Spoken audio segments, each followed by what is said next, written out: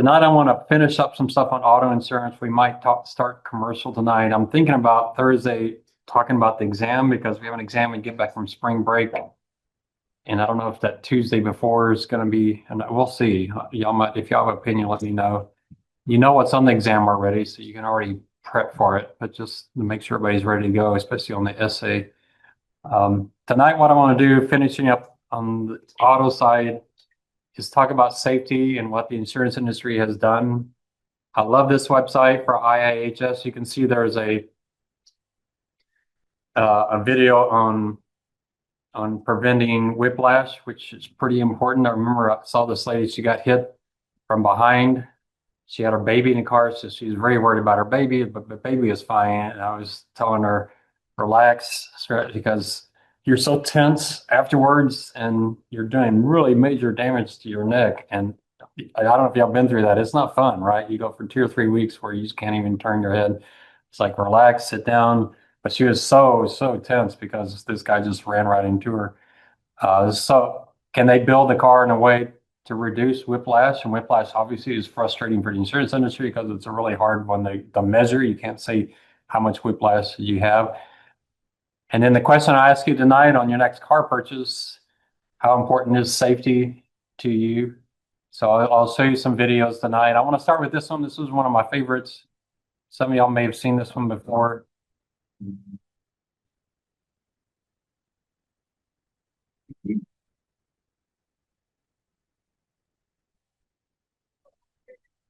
Front crash a 2009 Chevrolet Malibu and 1959 Chevrolet Bel Air. Now, some people didn't believe this. They said, obviously, the Bel Airs can be safer. It's made out of metal, not out of aluminum and plastic. It's got much more of a hood. It's not just that cars are safer today, but it's how much safe they are today. It's just pretty amazing. What I want you to do when you watch the video, it's a short video, but watch the guy's head, watch his arms, watch, I don't know if you can see the legs. The legs are pretty important. You're going to notice some of these cars, modern cars, it looks like they absolutely collapse, and they do, which is what they're supposed to do. They do it in a way, I mean, you might say, well, I want to survive, but you also want to survive with your limbs, able to walk.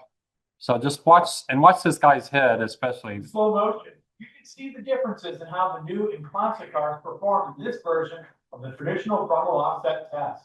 First of all, no seat belts. We talked about Ralph Nader being the big seatbelt champion. Airbags, that's something the insurance industry started. You're going to notice with this one car, I don't know how many of y'all have side airbags. That's becoming a big deal now. So you're seeing more and more things added. What the IIHS does is they test each one of these. One thing you'll notice, how do these two cars hit each other? Not straight on, right?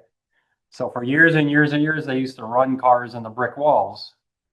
And what they discovered is two cars don't just hit each other straight on. They usually hit each other at an angle, and they discovered that offset by a few feet is actually more dangerous than hitting straight on. And that's what you notice with this crash.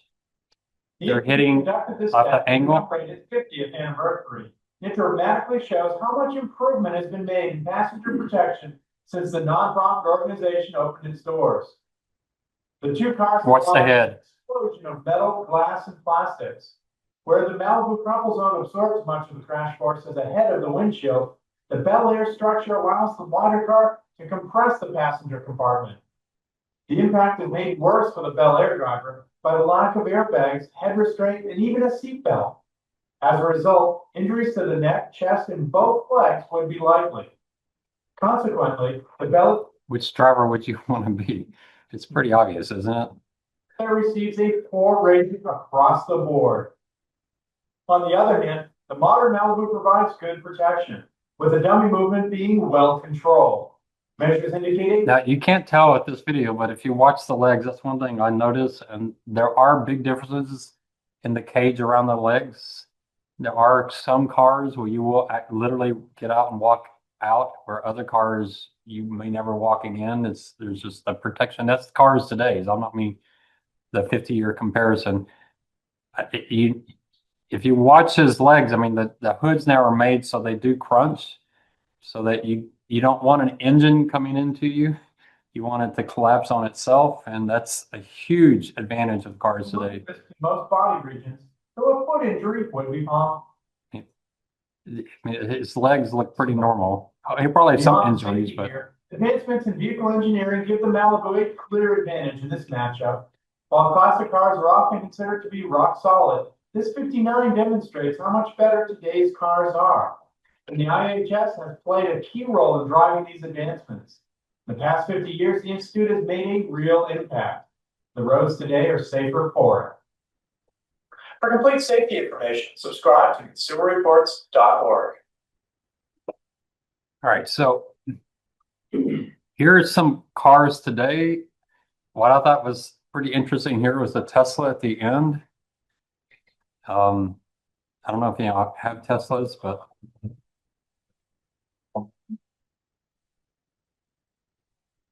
again, it's the offset. They're not just banging right into the wall, it's the offset. I don't think Jeeps are very safe. You have that row bar, but you're out in the open. You can, even with seatbelts, they're not as well protected. Well,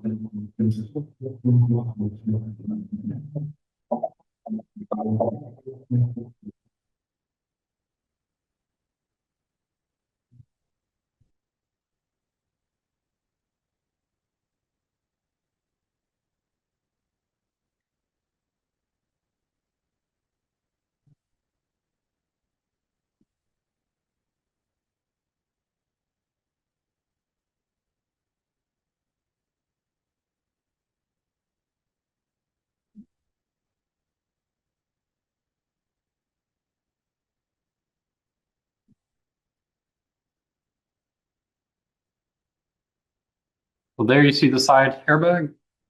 Looks pretty effective, doesn't it? That doesn't look, he doesn't look that damaged, does he? Looks like he might survive that.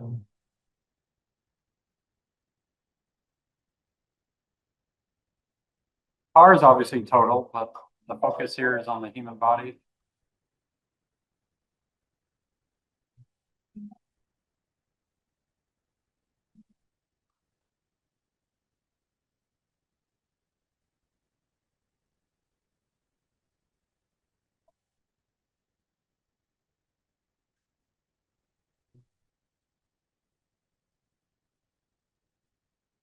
I don't know what that is. I've never seen a spark before.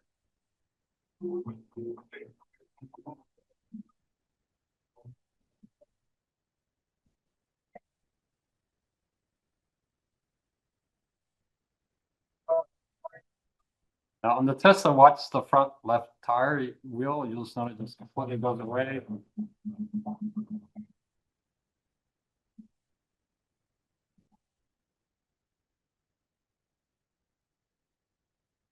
That looks pretty good, doesn't it? That's pretty solid. Looks like he hit it much less directly than the other cars. It's just the way the car is built and the way they build it to direct off. The tire is sitting right there. Again, obviously the car is totaled, so you've lost the entire car, which is gonna be pretty bad. But the Tesla is more expensive, but looks pretty safe. The IAHS, you can go in and get cars by their quality ratings. Top safety pick, Honda Civic hatchback. You can see if you're looking at it, or if you're buying a car for a kid or whatever. But anyway, so I think it's important. You probably want a car that doesn't have serious issues. I've seen some of these itty bitty cars that look like if they hit an SUV, you'd be done for. And they don't get the impressive gas mileage that seem like be worth it. All right. The 2001 F-150 was one of the worst vehicles. The space for the occupant was severely constrained. This is one of the most popular vehicles in America. This one's a little bit longer, but not much. I'm Joe Nolan. I'm the chief operating officer. And what does it do to, this is an important truck, is very highly paid, very popular. What does it do to the Ford if they're getting a low rating and that's being advertised? It's obviously going to influence Ford. Now, how expensive is it for Ford to redesign the truck and make it safer? Insurance is 55. Been here for 33 years, started work in 1992 when the Vehicle Research Center was just being built. The moderate overlap crash that we introduced in 1995 was a paradigm shift for the auto industry in the US. Up to that point, the only requirement they had for crash testing was set by the National Highway Traffic Safety Administration, which is to run the vehicle into a flat wall to evaluate how well the seat belts and then if fitted the airbags protects the occupant. When we look at real world crashes, what we find is that the vast majority of crashes that seriously injure or kill people aren't happening in crashes that look like they hit a wall. Rather, they look like crashes where only a half or a portion of the front end is engaging with whatever it's striking, a bridge abutment, a line from the vehicle. And those crashes represent an immediate foul. All of the energy has to be concentrated into just a smaller portion of the front end. In our very first test program, we evaluated 14 mid-sized cars. There were a few vehicles that did pretty well. One did very well. And then there were quite a few that were poor. What that showed us was there's all this room for the other automakers to catch up. The 2001 F-150 extended cab version was one of the worst vehicles we ever tested. And it's quite shocking in the lab because we hadn't So seen look at the legs. much. And that's what's you're really going to notice. I mean, if you can buy a different car and avoid that, even though it's a probability of maybe only 1% happening in your lifetime, it would probably be worth it to avoid that. Ideally, the strength systems work when the occupant compartment is intact. You have to leave use of space for the human interact with the restraint system. When the car comes back to the human, there isn't enough space to connect. And what we saw was the compartment closing up, the seat pitching forward. The space for the occupant on the F-150 was severely constrained. And we were surprised because this is one of the most popular vehicles in America. Ford hadn't designed for this test, but when we saw the results, they made a fast track effort to redesign the vehicle, and that vehicle. That looks a little better. Now, how much more did that cost them to do that? How much more does a truck cost to do that? You know, IAHS and the insurance, that's why this is such a good paper two topic. The insurance industry is trying to keep their premiums down, keep their costs down, but it's also influencing, you know, the healthcare system and everything else. I mean, look at those legs. That's what freaks me out. I won't ask y'all what y'all drive, but you might go out IAHS and see what its rating is. All right, let me show you a few videos here.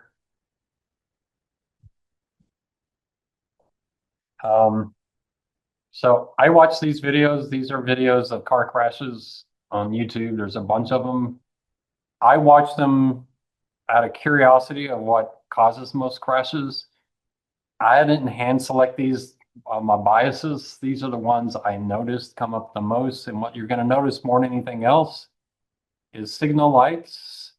If you watch enough of these, you'll come to the realization that signal lights is the most dangerous thing you do during the day. And it's the reason why they're disappearing. You're noticing them disappearing more and more and more in the city.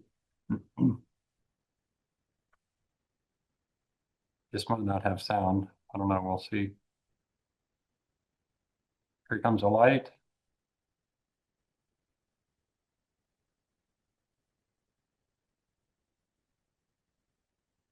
And the key with signal lights is how fast we can go through them.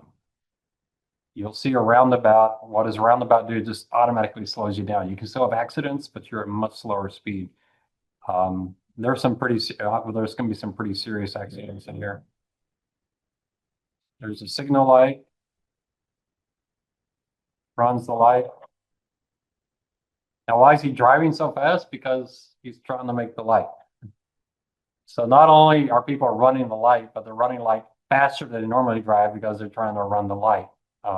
That's a pretty serious accident there. Probably total the car, maybe not physical harm, though there probably could be in that case. Another light. Another person run the light. Sorry for any bad language, but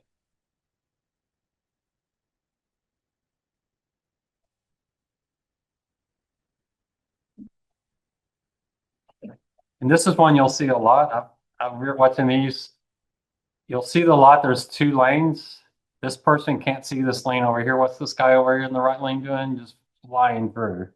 And I've learned, man, if there's people stopping that left lane, I'm slowing down just in case someone's going to pull in front. This person probably shouldn't have pulled in front, but people do that a lot.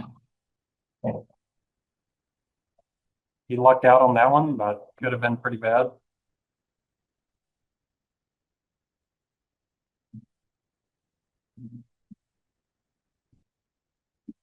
I don't know if he had the protected turn. All right.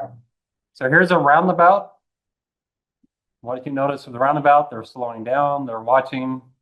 But you can still have an accident, but look how unserious the accident is. You're not going to have a lot of physical damage to the human being. This is another thing we've all done. I think almost every driver has done this. You're waiting for a turn, there's a person in front of you, and you assume they went. So I've learned, because I've done this once, I've learned that just stare at the person in front of you. Don't even look back. Just stare at them. Don't look back. This one's pretty unserious. You can kind of guess what word he says when he looks up.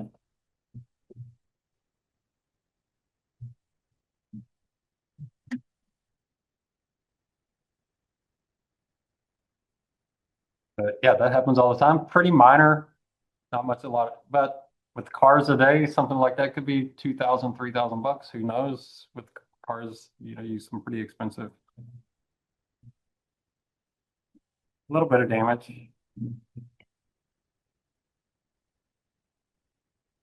Here's another one where you got a lane open over here, and it's an accident waiting to happen. No.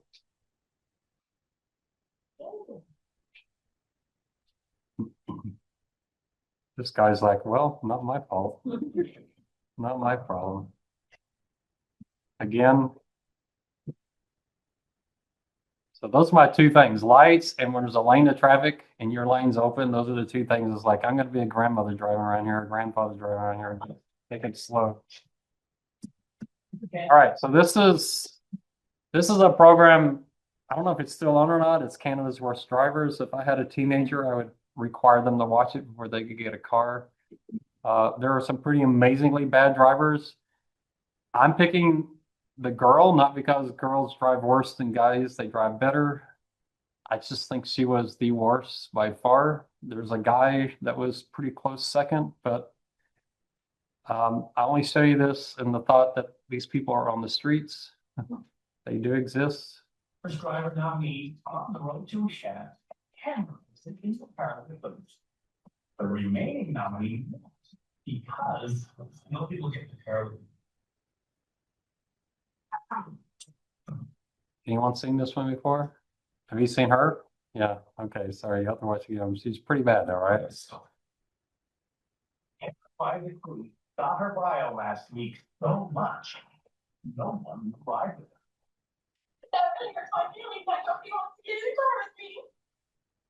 Crystal's driving history is so ugly. Her annual insurance cost was recently $10,000. Well, could be a lot worse, all these accidents such as having a.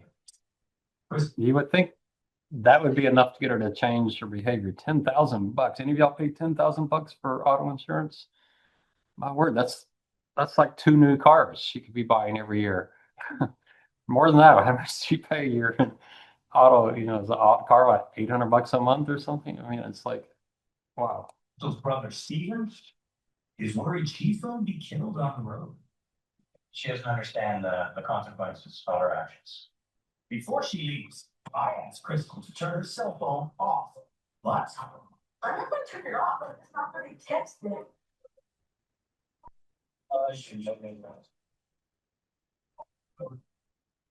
During the first 5 minutes of her drive, Crystal goes 70 in a 40 zone. What's the speed limit here? Steven? Now, this is Canada, so 70 is not that fast. So multiply by 0.6, she's going 42. So everything's in kilometers, so it's much, much slower. When I went to Europe, like, wow, we're driving so fast, you're driving 100. It's only 60, but yeah, but it's still, I forget what he said the speed limit was, but she's going much faster than the speed limit. She drives on a sidewalk. It's okay, I'll get off the sidewalk.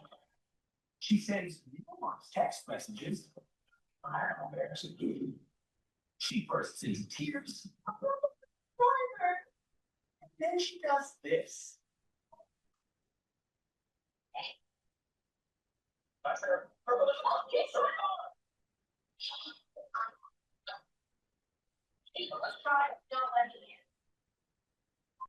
But our crew called Crystal the most dangerous nominee we ever had. Maybe, yeah, Crystal. Oh, God. The cameraman didn't want to drive with you because of this.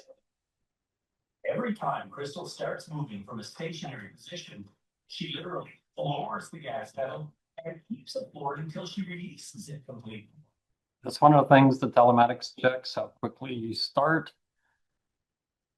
There's a difference too, jackragging start when you have a phone in your hand and you're looking at that while you're jackragging starting. Maintains speed. She is 60 though. Walk your speed here, fall. When she gets to an 80 zone, things get scary. Not trying to race him.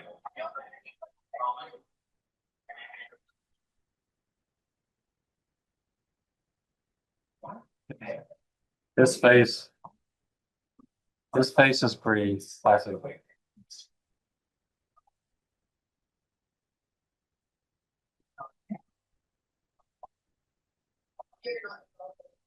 So we can capture some exteriors of her bad driving. The action inside the vehicle at this point always gets captured on small stationary cameras. Press control 150.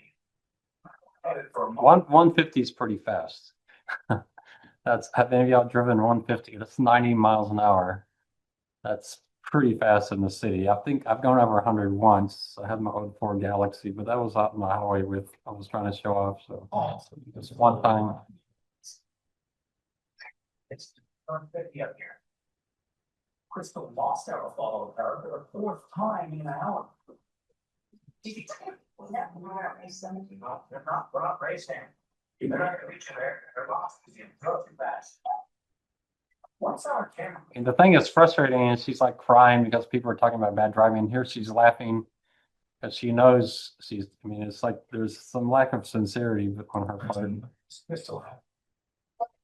No respect for stop signs.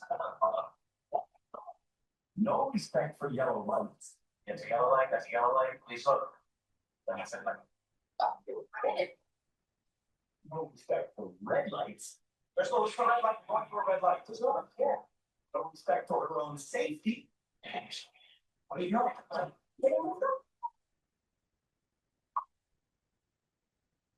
Screen. And no respect for her passenger safety. It's not funny. The camera team was so scared. They cut the day short. Of course it is. Well, I need to get out this way. What are you doing? I'm getting out of the way.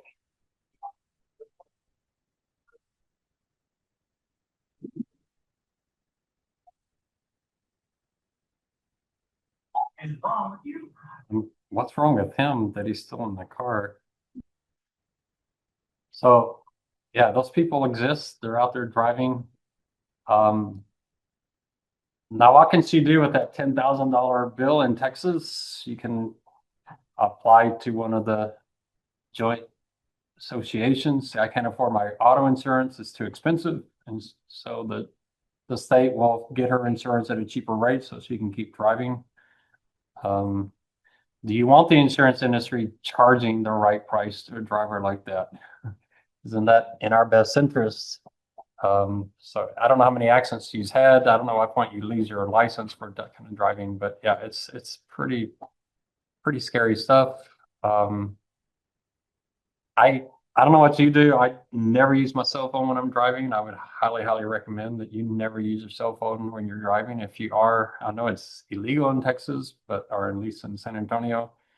I do use the GPS, but I just listen to it. I don't look at it. But yeah, we're pretty distracted as drivers, pretty distracted as students as well. But it's from a safety standpoint, pretty big deal.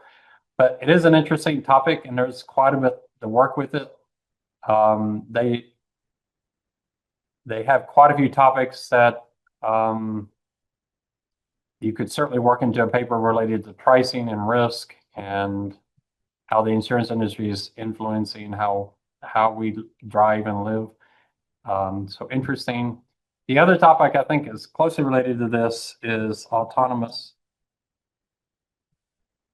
vehicles. I had an article from The Economist on this. It's kind of dated. It's been out there for a while. What I think is interesting about this is the first one is frequency and severity.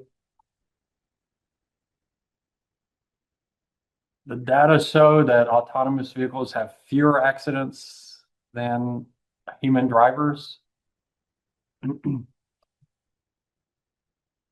So autonomous vehicles are better drivers. The second thing I think is important is learning. So if one driver learns something really well and becomes a better driver, that's great for that one driver, whether they'll remember that or not. But AVs all learn immediately. There's an instantaneous global advantage to autonomous vehicles. So if they learn that, hey, every time this happens, you shouldn't do it, that goes into the software, it's updated on the cars, and every single car becomes a better driver. You can't see that kind of thing with individual drivers. The next issue is car ownership, which I think is a huge issue. Will AVs become cheaper in car ownership? You call this the asset light society, which some people are thinking we're getting to that area. I don't know how many of y'all buy scooters. You don't really need to, right? How expensive is a scooter? I haven't used one before. They look kind of dangerous to me. Is a trip like a couple of bucks, $10? It must be pretty valuable because there's so many of them being used. It's kind of irritating. They're left all over the place. One was right in front of my bike lane this morning. I had to ride around it, but that would be interesting math. I have had some students in my 3013 do the cost benefit of not buying a car and instead using AVs. We're already seeing ads of Uber as your second car. So what would it be like? Maybe AVs don't replace your cars, but replaces one of your cars. So instead of you having two cars as a family, maybe you use the AVs. So AVs could, we don't know for sure, could cut car sharing costs by 75%, eliminate driver. So right now, Uber for me, it's 20, 25 bucks. If I just did Uber to UTSA, it probably cost me 20 bucks. If I can cut that 75%, that's $5. $5 twice a day, that's 10 bucks a day. That's probably still more expensive than a car, but if you sit down and do the math, car ownership, you got gasoline, you got the car itself, you got your insurance. It's possible to eliminate that as a second car. That's something I spoke to USAA's risk management department a few years ago, and that's one of the issues is someone needs to do the math on this. Will it make sense to own a car 10 years from now? And I'm hoping the car I own right now is the last car I own, so I can kind of do the math. I ride my bike more miles than I drive, so I don't drive that many miles. I only drive about 8,000 miles a year and ride about 12,000 miles a year. So I could survive without a car on my bike. I do it a lot. It's kind of a pain to go grocery shopping. I do have a trailer that weighs a lot of pounds. Could I completely eliminate it? If I know there's an autonomous car that I can rent for, $5-10 and go shopping that way, so could this radically change the insurance industry? So if I were writing a paper, I might ask Tesla's robotaxi. So Musk is talking about this. So that could be a research, would be a pretty interesting paper. What exactly does he mean?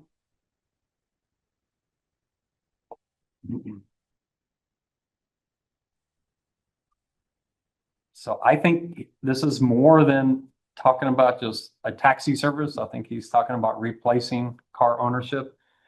So you buy a Tesla and you get on his system or Uber system and you rent it out. So part of this is asset usage. Cars sit idle about 96% of the time. So you've got this asset that's just sitting there most of the time, not being used. What would society be like now instead of it? You get to work, you sit there, your car is just sitting there at work. Why don't you lease it out while you're at work? So we have far fewer car owners. Now, how does that affect the car manufacturing? They're going to argue, well, it's true fewer people buy cars, but the cars that you own are going to be used a lot more often. So they're going to wear out faster. So it's hard to really figure out that. And then you have the question of who bears the insurance.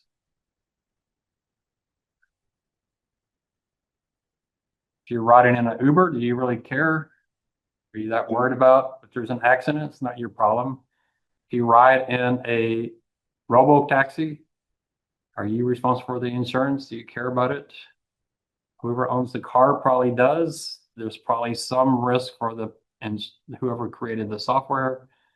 There have been a few accidents with autonomous vehicles. They're pretty rare, but they do get a lot of news and a lot of press when that happens. I don't know how to spell the word bears, I guess. Isn't it B-A-R-S? Is it bears? Isn't that the animal? I don't know. But anyway. And then, so what does this mean in the insurance industry? There have been a few insurance companies that have written in a report about this being a risk. We've been talking about autonomous vehicles, they're going to be around in 2020 and 2022 and we keep moving the date back, but we are getting there closer. You do have some cities like Austin. I haven't tried an autonomous taxi yet, but there are cities like Austin that do have them. They're not that much cheaper that it makes that big of a difference for you, as you certainly couldn't afford to get rid of your car and use that. But if you do the cost benefit, maybe it makes some sense in the future if we can get the cars cheaper. The problem is these autonomous vehicles do cost quite a bit more, and that's kind of the other issue. Severity, much higher cost car. So from the insurance industry side, yeah, maybe the accidents are lower, but when there is an accident, there's a lot more stuff you have to fix. It's far more expensive. So those are kind of issues out there. It's an interesting case study. I think there is enough out there now. Some of the articles are pretty old because we've been talking about this and people have been predicting this, and it just hasn't happened, but the articles are still, the issues are still correct. So as you start thinking about your paper 2 topic, we'll really focus on it after the second exam, which is after spring break. But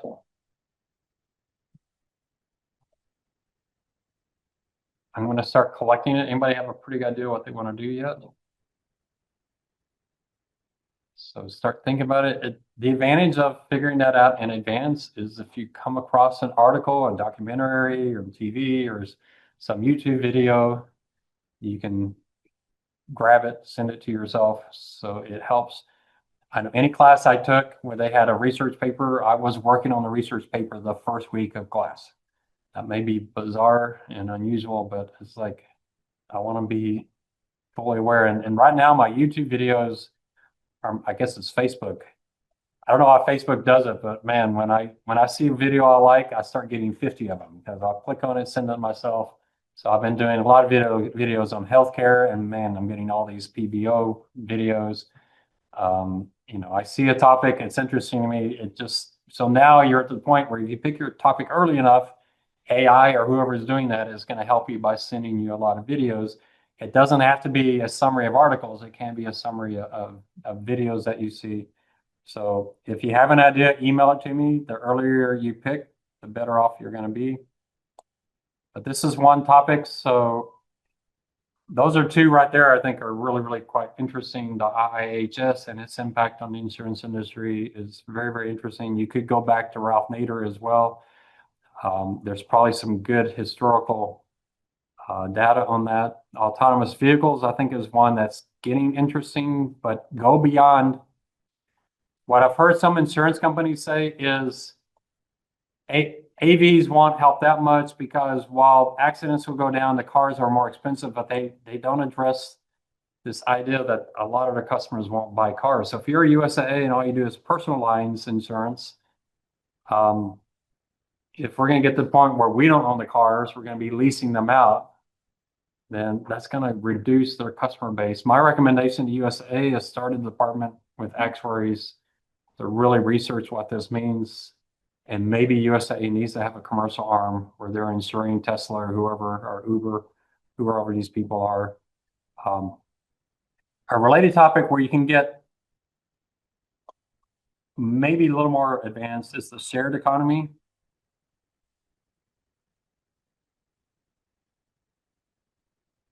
This is the Uber driver. This is the Uber delivery, home delivery, groceries, those kind of things.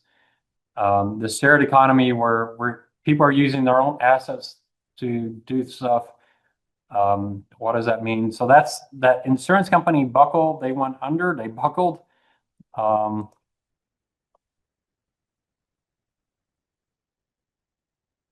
they finally threw in the towel, and they got bought out by somebody. They finally threw in the towel, and they went to a different type of insurance. They created themselves to be a shared economy company, which sounded really interesting to me. We have a graduate student here who worked for them for a while. He could certainly help you out on that topic and maybe give you some sense why this hasn't worked out well, why they couldn't get it to work. But it includes things like Uber, Airbnb, those places, and there's other people renting out your chainsaw or whatever, those type of things. How does the insurance industry handle this where you have a lot of small individual, kind of small business types doing things? I know Uber provides insurance, Airbnb provides insurance, but is it adequate? Do you need to do more? And then you have the confusion on the Uber where it's your car that's insured under your name, but then you're also using it for Uber driving. When does the insurance switch? At what point does your insurance company say, hey, you're under your policy, oh, now you're on Uber? If you're sitting there waiting for an Uber ride, is that your insurance or is that Uber's insurance? At what point does it switch? So there's a lot of issues here that have obviously been really, really well researched. A lot of them are pretty simple to just say auto insurance for Uber drivers, and you'll have a million things come up. Well, 45,000 things come up, but all kinds of stuff will come up. For rideshare delivery drivers, and it doesn't make a difference. Are you doing rideshare and delivery? Are those two different things, or you can get different insurance? Does it matter? Most people I know, I'm always talking to these people. I'm kind of always an investor. So if I get in an Uber car, it's like, what do you think about Uber? How do they treat you? They all drive Uber and Lyft. So I'm saying, which do you like better? And I got some pretty good insights back in 2022. One was saying they're not paying us enough for the gasoline mileage differential, the gas differential with gas prices up. Just interesting how well one treats the others. It's not always the same. Some like Uber better, some like Lyft better. They do both because they want to be completely, using the service constantly. What happens to your insurance if you're doing both? Does that change things at all? So it's an interesting topic. And then IIHS, safety, and the insurance industry's impact. You could do this for homeowners as well. So when I was at USAA, I was in this program where they were doing special training for people they thought might be in management at one time. So it was kind of a cool group of people. And they took us into the dungeon of USAA where they set things on fire on purpose. They test things.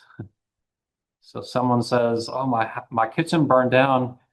I just had the skillet on the fire for like 30 seconds and it caught fire. And so USA tests that and say, no, your 30 seconds is more like 15 minutes. So you don't have a good sense of time. So you can't set a skillet on fire that quickly. So they test things like that. But how can we build a house better? How is home construction helping or hurting us? We saw that with the mold issue.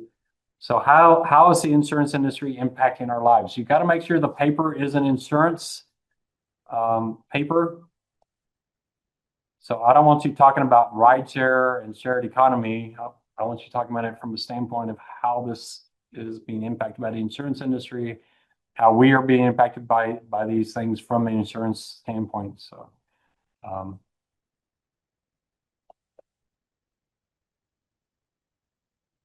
So start thinking about it. If you get your topic, get it to me as soon as you can. I haven't quite figured out how we're going to do it yet. If we do as a paper or as a presentation, I'll figure that out over spring break, let you know, but you can certainly start collecting the data and thinking topics. There are places you can go. I mentioned before Swiss Re or Air and RMS, some industry trade groups that are pretty interesting. The NEIC is an interesting one. I think it's .org. They're the regulatory body. And it shows them what issues are they working on. So you can click on the committees and see what kind of things they're working on. Exposure drafts, that can be kind of interesting. Climate and Resiliency Task Force, Natural Catastrophe Risk Dashboard, Risk-Based Capital Model Governance. We'll talk about risk-based capital. So you stick with the property and casualty side of this, but there's quite a bit in here. You have to kind of look through it just to see. So a lot of this is life insurance. A lot of it is life insurance. Senior issues. Red Line Model Act, Red Line Model. We talked about some of this. There's a lot of P&C stuff in here. They have a P&C insurance committee. You can click on that and see what they're working on. So NEIC is helpful. They don't do much. The regulators they outsource all this to actuaries in the industry or in trade groups, and they write those. But auto insurance database, kind of interesting stuff there. So the NAIC is pretty good, even though they don't create their own stuff. They do collect it all here for you to kind of see what's going on. Find the topic you find interesting that would be, something you want to sink into. If you're an actuary, find a topic that's going to help you with interviews. If you want to interview with USAA, stick on the personal line side. Don't go to the commercial side. But find something that's of interest. I found a lot of these things are pretty fascinating topics. That's why I let you choose your own, and it's a little more interesting for me to see different topics. All right, any questions on paper 2?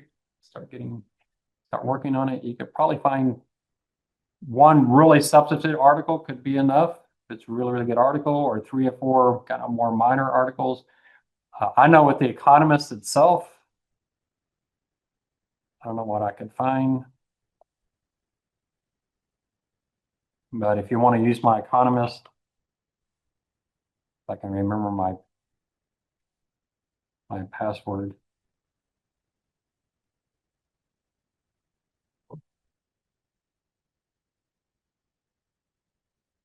See, I've already logged in. They have a really, really good search engine. You can just type the word insurance and see what comes up. Make sure it's property and casualty connected. Agent-led insurance. There you go, right there. When you see the word agent, it many times can be on the property casualty side. Wow, look right there. It's an article. Look at that. It's an article on USAA. Among the renegades is USAA, a private sector company that offers financial services rather than spreading ground forces across the Union market. Use adopted pinpoints targeted. I don't know what year this was written. Yeah, pretty old article. So you might want to sort it by date and see. Yeah, it's gonna be a lot of healthcare. That's gonna be part of you. But here you go, right here. LA fires expose an insurance myth the world will see more of. There's an article right there. The wonderful thing about The Economist is they're very well written articles, and they give you people's names that you can do search and find other, keep drilling down. He has picked for defense secretary, has some misguided notions about women in the battlefield. Wow, that's not related. So LA fires exposed. So anyway, so if you want to look through The Economist, you don't have a subscription, let me know what topics you want me to research, and I'll see what's out there. But there's other places you can go that you can obviously use AI and use internet Google searches. All right. I would recommend pick as soon as you can and start looking. Let AI do the work for you. They'll start kicking you articles. So any questions on this at all? It's good. All right. So we'll start commercial insurance tonight. Might do some exam 1 stuff Thursday night. I am working on a speaker on commercial insurance. I told him maybe he could come after spring break and get some background. We are going to talk homeowners again because I do have the actuary from USAA that's going to come talk about reinsurance and catastrophe bonds. So he's going to be coming in. Really, really good guy. He did it by Zoom last time, but he says, I can come in, and so it'll be even better. He'll be here in person. And then I still need to talk to the 2 UTSA alums that are actuaries at USAA, see if I can get them to come by. They did it by Zoom last time. I see if I can beg them to actually drive by and talk about the actuarial profession and USAA. Maybe we can ask them why USAA doesn't sell title insurance. So I'm working on some outside speakers. So we haven't really finished out on homeowners because we have some other people coming in. But all right, so let's talk commercial insurance. It's not my forte, although it has a huge overlap with the personal lines. It's not that radically different. I get involved with it with some of the charitable groups I work with. Just a couple weeks ago, this gentleman, an older gentleman, He was in our church orchestra, trombone player, and he tripped in our loft. And I thought, oh, that's kind of sad. And then I discovered he's still in the hospital. He's been there for weeks, and he's in real. And I was like, wow, that's pretty serious. What is our insurance? And asked my pastor. He said, yeah, I've already called the insurance company. We don't know what it's going to be. So you have these exposures, and if you're not insured, you don't want to find out that when something happens. But a lot of this on the liability side relates to negligence. So we need to talk about negligence. This is also true. There is overlap with you on the personal lines, the personal side. So your auto insurance, your homeowner's insurance, umbrella insurance. We're talking negligence, not contract law. I thought was a really good book. It's on Audible. It's actually not a book. It's actually like a course. I haven't had business law since undergraduate, but that's more than most of y'all because it sounds like y'all don't do business law. Business law is required for all business majors for we had to do 6 hours, 2 semesters.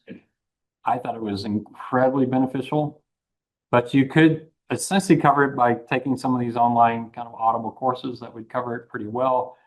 I listened to this and thought, man, I hadn't forgotten that much of it. It's fairly straightforward, but it's talking about negligence. So if you're, especially an actuary, you're going to talk about the liability side, you really need to understand negligence. So I would recommend it. I don't know how much it costs. I think it was a bit expensive for an online course.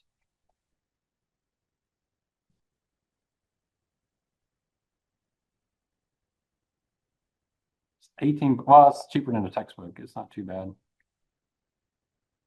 So it may be yeah, it's not a book. It's the great courses. That's actually pretty cheap for the great courses. They have some really good courses. They're actually I've listened to, I love classical music. Some of their classical music ones are really good. So they do a good job. They get some of the best professors. So if you don't have a business law background and you want to take some of these courses, the great courses is not a bad place to go. This is available on Audible, but you can go to the great courses directly and get it there. All right, so let's talk about the commercial side. So the way the commercial side works is it's a packaged product. Not packaged like your homeowners and auto. Your homeowners and autos is packaged because you have property and liability in one, but this is packaged that covers everything in one massive policy, probably coming from 4, 5, 6 different insurance companies. And you have a broker that puts it all together for you. So we're going to talk about those standard policies that are in the typical kind of package. So we'll start with property, which is the most like homeowners insurance. Commercial property, there are basic, broad, all perils kind of forms. It covers building and personal property. You have to be careful on the personal property because here we're talking about stuff that you own, but you also have employees, you also have guests, you have customers. There's a lot of personal property floating around. So you got to be careful on what's covered. So personal properties of others on the insured location becomes part of what's covered. What's not covered, very similar to homeowners. The list, land, water, bridges, very similar types of things. Contraband, you can't have illegal stuff. Vehicles is not covered because that's going to be on the auto side. Oh, what is that? A plane? All right. Sometimes it's the air conditioning coming on.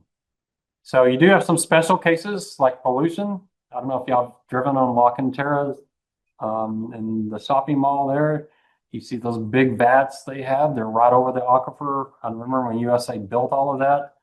Pollution was a huge deal. Can you imagine USA polluting the aquifer? What kind of headline that would be? Why is it so important? Because you're putting this massive driveway down with a lot of cars with oil and gas leaks and everything else, and that's all going to run into the aquifer. So that's a huge one. So pollution is a special type of product. Co-insurance clause, you agree to carry a specific replacement value, just like with homeowners. It's a little bit different only in how the deductible works, but that's not really important to us. So the property here is very similar. Just realize you've got other property going on, much more common than you do with your homeowner's insurance. And you do have some special issues that can be, pretty material. This is not going to cover your plane. If you own a plane like USA does, you have to have aviation insurance. So there are some policies here that are a little bit different. So there are some things you can own that would not be covered by a typical commercial property. But just think of it as homeowners for businesses. Here's one that you probably think of more on the life insurance side, on the personal side, which is disability insurance. On the business side, they call it business income coverage. And what we're looking at here is for a covered peril, something happens, your business can't operate. They have to shut down. And this is what it's going to do is cover that lost income. And it's lost income, not lost revenue, lost income, where you're not able to operate because of a covered peril. Again, it has to be a covered peril. Covers reduction in income due to covered losses or increases in expenses because you might have to rent somewhere else. There's a private school. I walked through them with this, and they said, well, we'll just go across the street. So across the street where there's a mall, it's mainly empty. It's not now. It's not anymore. Well, my question is, because I'm always excessive in my thought process, is have we called them? How long would it take for us to get set up? Do they allow children in that area? Do they have the right kind of materials that we could use, the right kind of bathrooms that would be legal given what we're doing? You can't just stick a school anywhere. So if you ever work with a group, and that's what I say, we'll just move across the street, say, well, let's see if that's even possible. Just call them and ask them and see if we can do it. So what we finally did is there is an elementary school across the street from us. We tell them you can park in our driveway anytime you want to. They let us park in their parking lot anytime we want to. We're now their risk plan. We had to shut our school down because we just too few kids, especially when Texas offered that public preschool. We lost all our preschool kids. So now the school across the street, if something serious happens, a shooting event, a fire event, those kind of things, they all run over to our school and we're our protection. But they set that up with us. We actually have an agreement with them that, hey, if this happens, you come over here. So always go out for these type of things, think through it. What if you have a fire? What if you have a flood? And even on the shooter kind of thing is, keep the doors locked. Make sure you know who's in the building at all times, those kind of things. You go through these scenarios. It sounds morbid to do that, but you go through these scenarios. As I told my pastor, is you go through these scenarios because if something happens, you don't want to be on TV saying, yeah, we never thought about that. You want to be one saying, we thought about it, we ran tests, we just didn't see that coming. You want to, you owe it to these kids that are in your building to think through these scenarios. So don't always assume, hey, I got business income coverage, I don't have to worry about it. Actually go through the scenario and think, what would I do? But it is net income, so you're not going to get your revenues. Your revenues negative minus your normal expenses. So you can look through, the kind of things that can happen to you. The timing of business income loss, how long is income reduced? This is going to be important when you set your limits. So that's why you need to go through a scenario. How much insurance do you actually need? Your broker should help you with that. So if you have a piece of equipment that gets damaged and now you can no longer do your business, how long is it going to take you to replace that? How complex is it? What are the building codes? If it's an older piece of property, you can't assume you can just replace it with older. The codes might have changed. The next time it might be more expensive. Those type of things. And there's other things that can happen that are going to harm you that insurance will not cover. So think through those scenarios as well.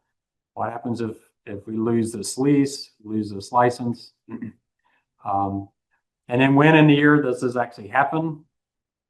So, schools, you have the summer off. So think through the different scenarios.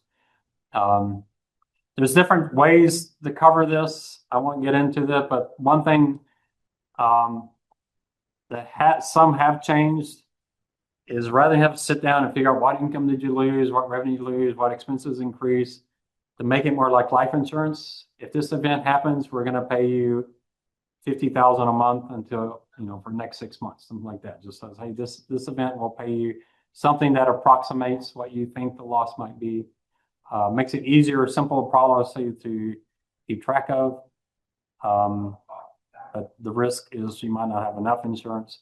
So the key with this insurance is read the fine print, read the exclusion, read the coverage, and then go through extreme scenarios. Think the whole building burns down, the whole building gets flooded. Flooding was our big issue. Some pipe bursts or something like that. You can't put kids in a building if there's mildew everywhere on the grounds. So think through those scenarios and just what would you do in that particular case. All right, now this one you don't have with your homeowners. This one I was kind of surprised that charities I work with that they have this. Like, what do we have that we would need this? But you still have it. I think some people have this policy and there's not really sure there's anything that it applies to. A commercial boiler and machinery, if you want to be a really specialized actuary, that could be valuable. This is one of those areas that's very concentrated in just a few insurance companies, probably like an AIG or someone, or a Chubb. There aren't that many choices, but you'd be very, very specialized in that particular business. As far as special equipment that tends that when it breaks down, it's pretty serious, causes some pretty major damage. Some people call it breakdown insurance because the insurance is actually almost helping you run your business. So it covers the losses resulting from sudden and accidental breakdown of objects that fall under this definition. These objects are covered under commercial property insurance form, but only for perils covered in that form. It excludes explosion, mechanical, or electrical breakdown. So this policy comes in those things that are really unique to this. Includes any equipment subject to heat, internal pressure, electrical energy, centrifugal force. I don't know what all these things are. Steam boilers, air tanks, compressors. Do any of you know what a devulcanizer is? Sounds like something from Star Trek.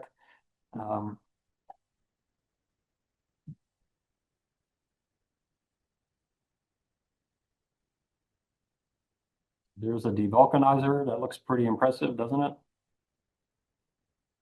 What does it do? A process used to reverse the vulcanization of rubber. That really helps. So pretty specialized. Obviously, could blow up and cause a lot of trouble. Furnaces, kettles. I don't know if there's a furnace and a kettle. Mangle rolls. I'm not exactly sure what that is. And so I look at that and go, well, what do we own that's in that category? We do have some compressors. We do have some refrigerating kind of things. So it's okay. Maybe that's what we're covered. It's pretty inexpensive insurance. So I say, sure, why not? So this is a unique insurance where the insurance company can really help you make sure you're not doing something stupid. You got this equipment. Do you realize this thing can blow up, can cause you a lot of damage? The insurance company comes in, inspects, gives you some advice how to do things better. So it's a place where the insurance company can actually help you. Covers costs for repairing or replacing the property with no deduction for depreciation or obsolescence. So it's essentially replacement costs.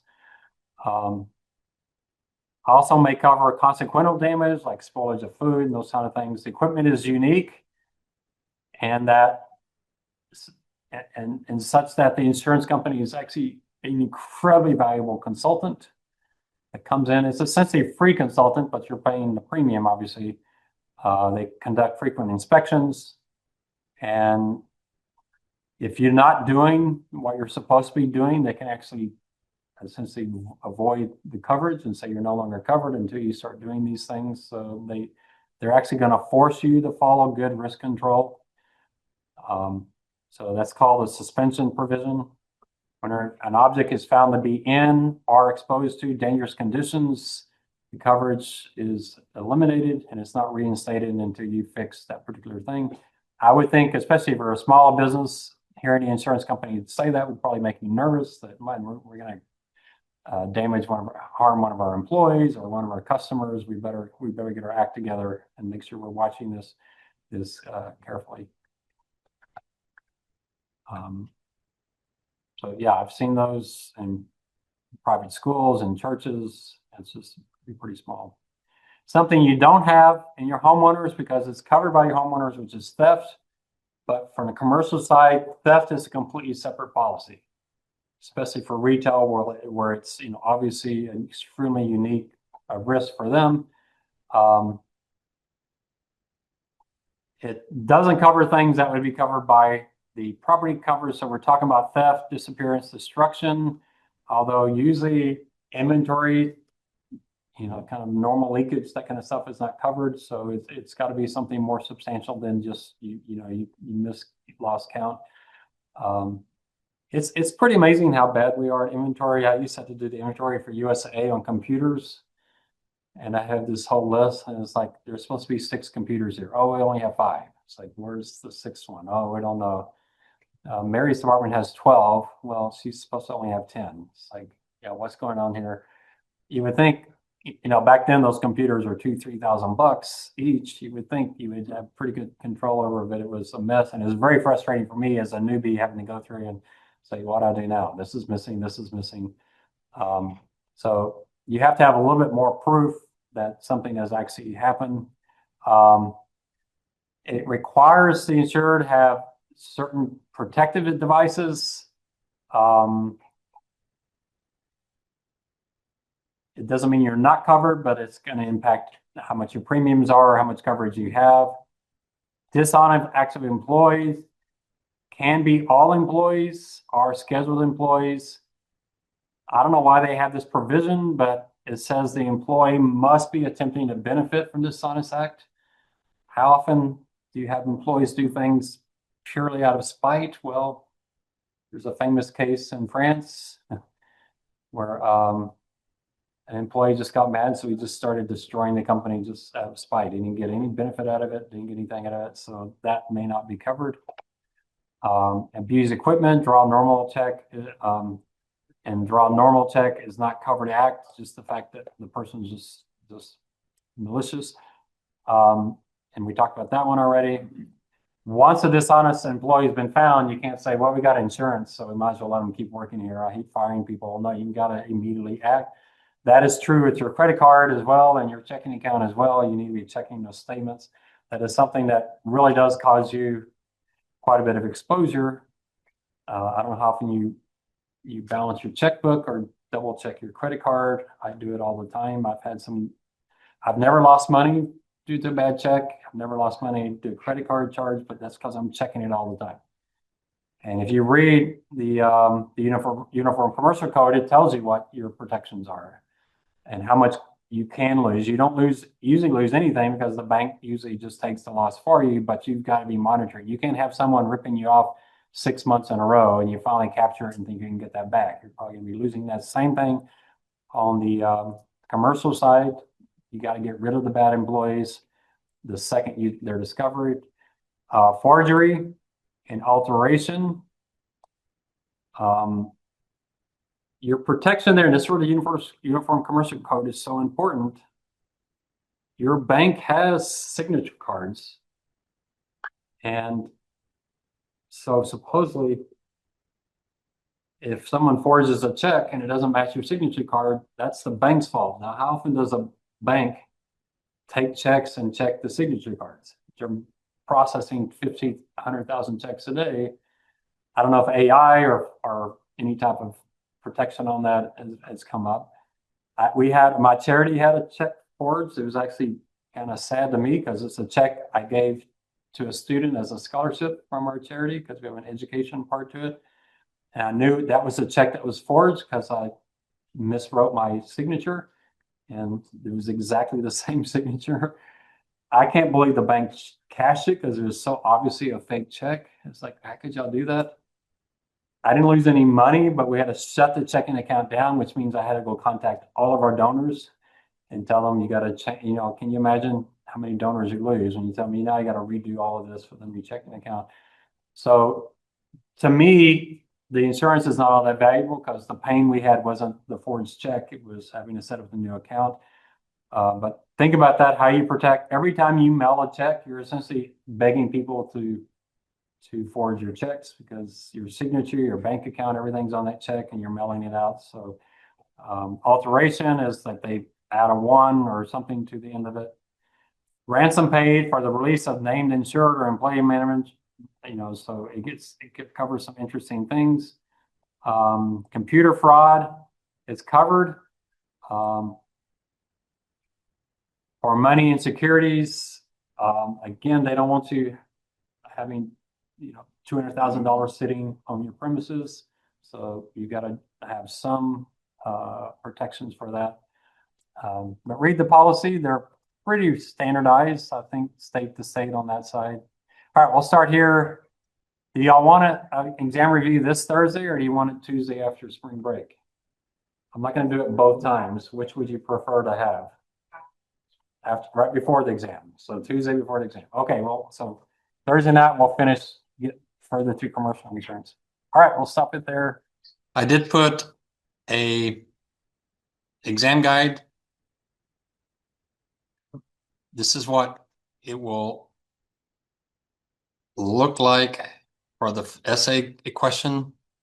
You notice it doesn't look like the rubric I gave you in class, mainly because since you're going to do it in class, I don't know what the rubric give words away. So, I mean, you all know this, but I want to know that you know this. Systematic, unsystematic risk, that's pretty important. Which risk is compensated, which risk is not compensating, why. When you come to CAPM, you really, off the top of your head, you should be able to talk for 30, 45 minutes about CAPM. That's one of those theories in finance which is so central. So that's why I don't say systematic risk, unsystematic risk. I would say to list and define the 2 risks. And then the last part, the 4 reasons not to. So you'll have this actually on the exam. And you'll write an exam and then the 2 math problems. So very straightforward. I cut out one of the essays, partly because we're going to talk about a commercial insurance issue that's very similar to the mold issues. So I thought rather than hitting you twice, we'll just cover that on the essay in the second exam because there is a lot of, and you'll see the overlap very similar. So this will be the Thursday after spring break. So that's out there already. I don't know why it's asked me to save it. I don't think I did anything. All right, so we're walking through the package policy. I still haven't heard back from the firm, get a speaker on commercial insurance. Hopefully we'll have one after spring break. So we talked about just the general property insurance, looks a lot like homeowners. Commercial boiler and racine, which is very unique for corporations. Commercial crime, which is unique just because a homeowner's theft is covered under homeowners. Crime is split out as a separate policy. I forgot business disruption insurance. That's in there somewhere. There it is. Business income loss of coverage. So those are things you will see these in all these package policies. The next one is commercial inland marine, which is to me really strange. I always thought the word marine meant related to water. You even have the word ocean in there. So what is inland marine? Does that just mean delivering stuff by lakes or rivers? But it's come to mean really any kind of transportation. If you ever read the book, it's a really good book by Peter Bernstein on the history of risk. He talks about how when we had numbers that came from Arabia, we got away from the Roman numerals and we actually had numbers we could do math on. We developed statistics that allowed us actually do insurance. And the first form of insurance, which is probably what caused the whole industrial revolution and everything else, was insuring marine ships sailing around the world. if you can't do statistics on the probability of the ship not making it, you can't offer insurance. So there's a link between statistics, a good numbering system, statistics, and the start of insurance. And so that was the first insurance. And he has a whole chapter he talks about it. It's really, really interesting stuff. Inland came out of that, covers things, other things other than just big ships going across oceans.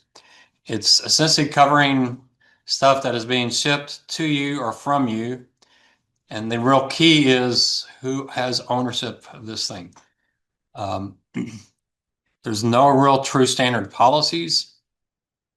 They tend to be all risk because you want everything covered, including an acts of God, just, whatever happens that your stuff doesn't get there.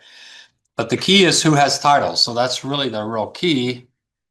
Has any of y'all been through a package getting stolen from Amazon? So who owns that package? Is that Amazon or is that you? And what does Amazon do when that happens? Do they ship it to you again? Did they take your word that it was stolen? So that's the real key. That may not be their requirement. They may be doing that as just a business practice. It may really be your stuff and you're the one. What if Amazon's not delivering? What if UPS is delivering it from Amazon?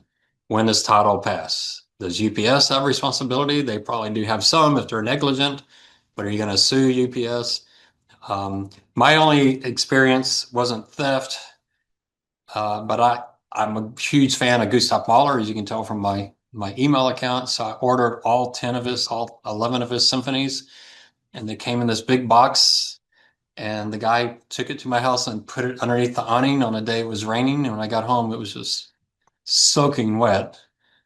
So I told them that's what happened, and they sent me a whole box. I now have 2 sets of all the symphonies because the ones that got wet still work, and the ones that didn't. So I use the ones I like to play along with the symphonies. I use the messed up ones play along with. But I got everything back and actually ended up with twice as much stuff. They didn't make me ship the old ones back. But could I have had that loss? Who really had title? So that's the real key. When does title pass? Is it when they put it on your doorstep? Is it when you pick it up and bring it in? That's where you got to think about the insurance. Obviously, you as an individual, you may not know, and you'll find out as the situation comes up. But corporations, that's going to be extremely important to them on who has title, because that's the person who needs to be buying the insurance. It kind of depends on the way it's shipped. Freight on board, point of origin, title passes when the seller gives it to the carrier. Free on board destination, title passes when it's actually delivered to the agent on the other side. So that's going to be in your contracts. Can you imagine what Amazon's annual loss is? Packages getting lost or stolen, it's got to be in the millions, probably pretty expensive stuff. You might think, well, I'll just sue the shipper, but they may not have adequate coverage, or they may have things in their contract that they don't allow. You probably don't worry about it. I get so much stuff shipped now. My poor neighbor, I'm so fortunate. She's always looking out for me. She emails me, "Hey, I got your package. I got it sitting here." Sometimes it weighs like 60 pounds. Like, oh, she struggles to get it into her house. But she always watching out for me. I've never had anything stolen. But there's always the question. I've had $1,000 computers sent to me, sitting out there on my doorstep with the computer manufacturer's name on the side of the box, and it's just sitting there, thinking, man, get stolen. So yeah, we do a lot now. So this is a bigger issue now. So it's probably something we probably should know about. Do you have any coverage for that in your homeowners? Possibly, if someone stole something from your Amazon delivery and Amazon doesn't cover it, your homeowners probably would cover that. That would be theft. So you probably do have the coverage. But we're talking about here businesses that are doing stuff like that. Carriers do have exemptions that they don't have to cover you for, which this policy would cover you. So, and then what period of time do you have? So you can get an annual policy, which is what these package policies are. They're just covering you for anything you do. You can do it for a specific trip. You can buy from the the postal service for each shipment. I did buy trip insurance once. I bought a really, really nice painting for this couple and they were moving. They're like, you don't want us to take this with us. I said, no, no, I hadn't thought about that. I was like, yeah, you really don't want to take this with you, do you? So, oh, I'll just ship it to you. And I go to FedEx. Oh, that poor woman spent her entire afternoon wrapping that thing. She wrapped it so well, I was worried they wouldn't be able to open it on the other side because she had it wrapped so tight, but it made it without any damage.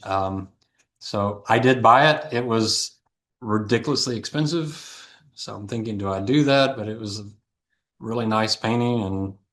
And that's like $90, I think, is what it costs to ship it. UPS does do this.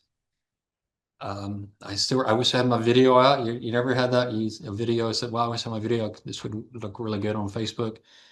But a guy came in, he wanted it insured. He wanted the words fragile put it on it. Did all of that, bought the insurance, and the USPS guy picks it up and tosses it into the basket. And the guy was like horrified.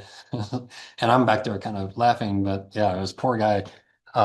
So that's the insurance that you get. Again, read the fine print. And then, as I talked about in previous classes, like with the business disruption, go through scenarios. What do we have shipped to us? What are we shipping? What would happen if it get lost or stolen or damaged? Who's going to bear that? That's where you want to do and do your analysis. Maybe call your broker and ask, is that really covered? Now the big one is commercial liability. We'll spend quite a bit of time on this one. This one, you have this in your homeowners. It does cover about everything except for when you're driving a car or when you're working. But on the commercial side, it's a whole different animal. It's much, much different. So this is where you really need to take a business law class. So, business law doesn't spend a lot of time on criminal law, so you don't get a lot of, what's illegal. You spend a lot of time on contract law and tort. Those are the two most important ones.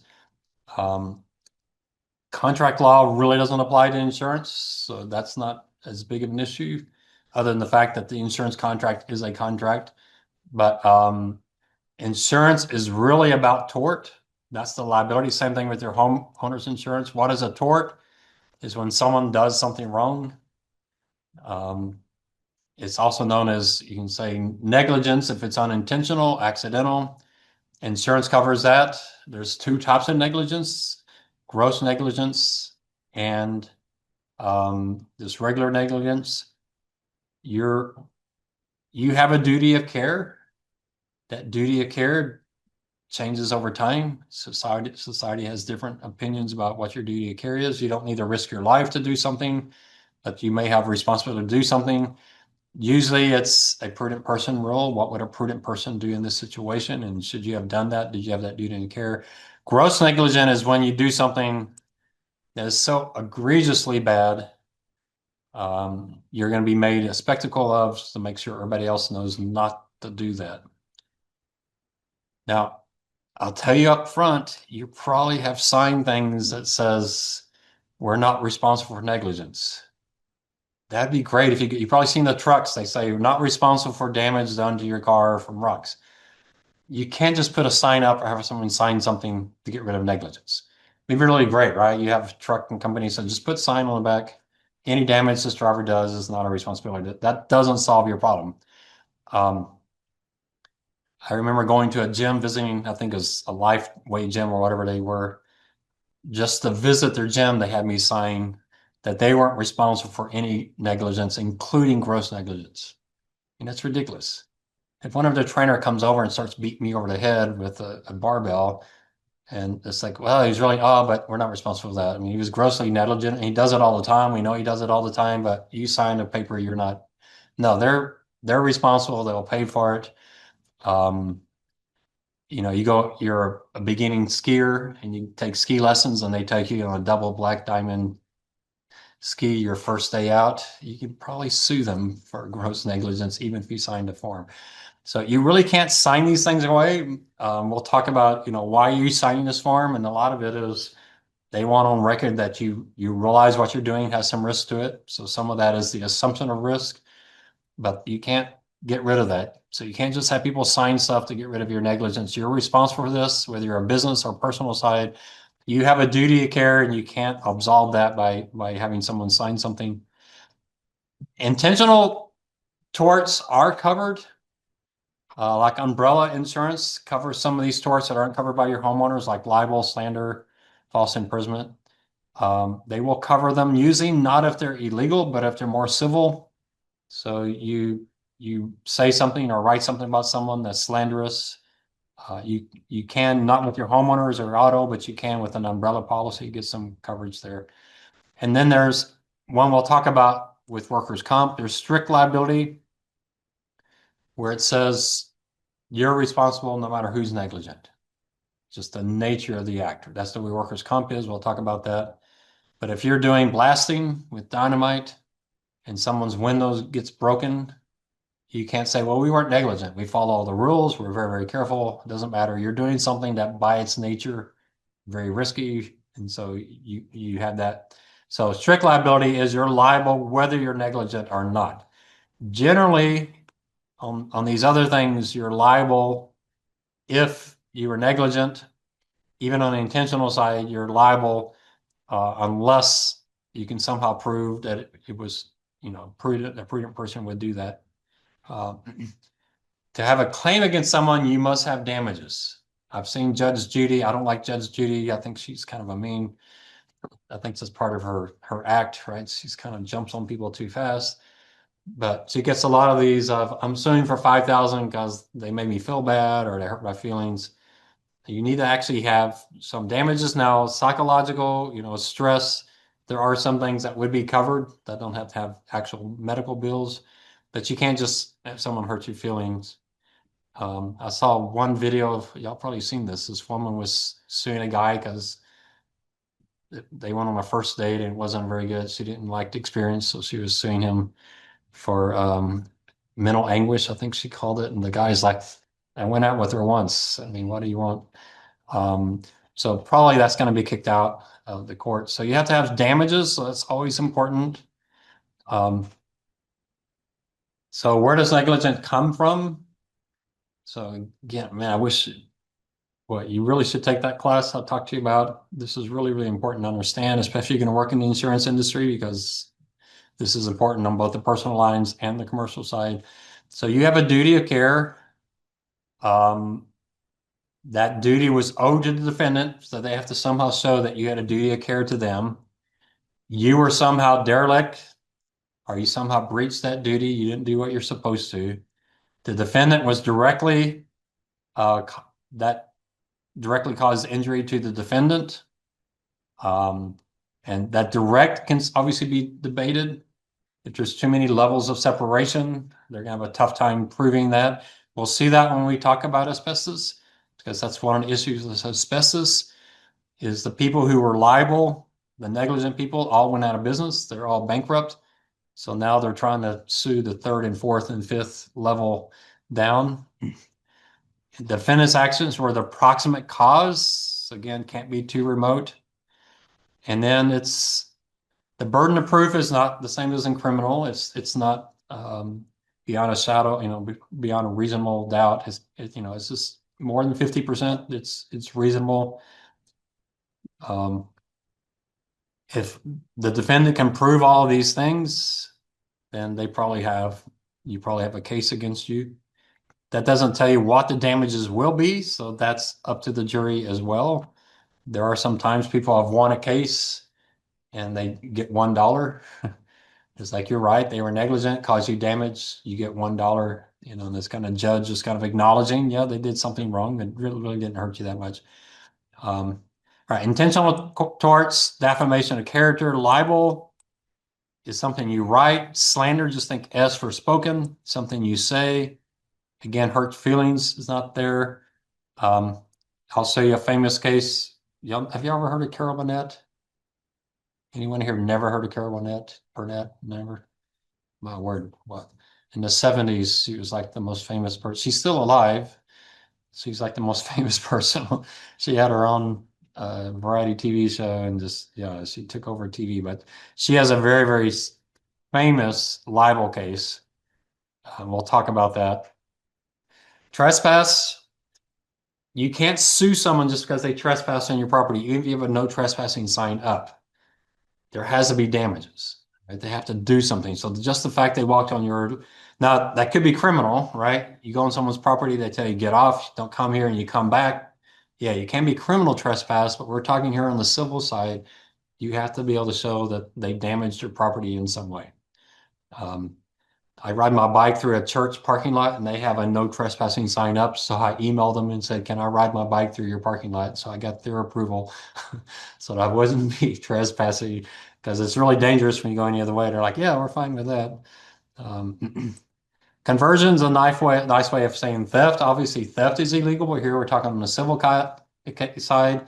It's possible it's both civil and criminal, and it's possible you win the civil case, but they don't get charged on the criminal case. If you're going to sue the police or the city, generally, if you've been charged, you got a ticket, you got to get the ticket thrown out first before you can sue the city.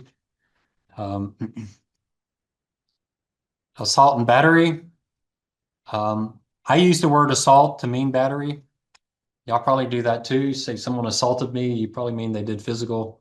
But assault is the spoken threat, and battery is the actual physical harm done. But assault and battery, assault, your case there, since you weren't injured, your case there is mental anguish. You have to have, so mental anguish is more than just hurt feelings. It's you really were a threat of your life. False imprisonment.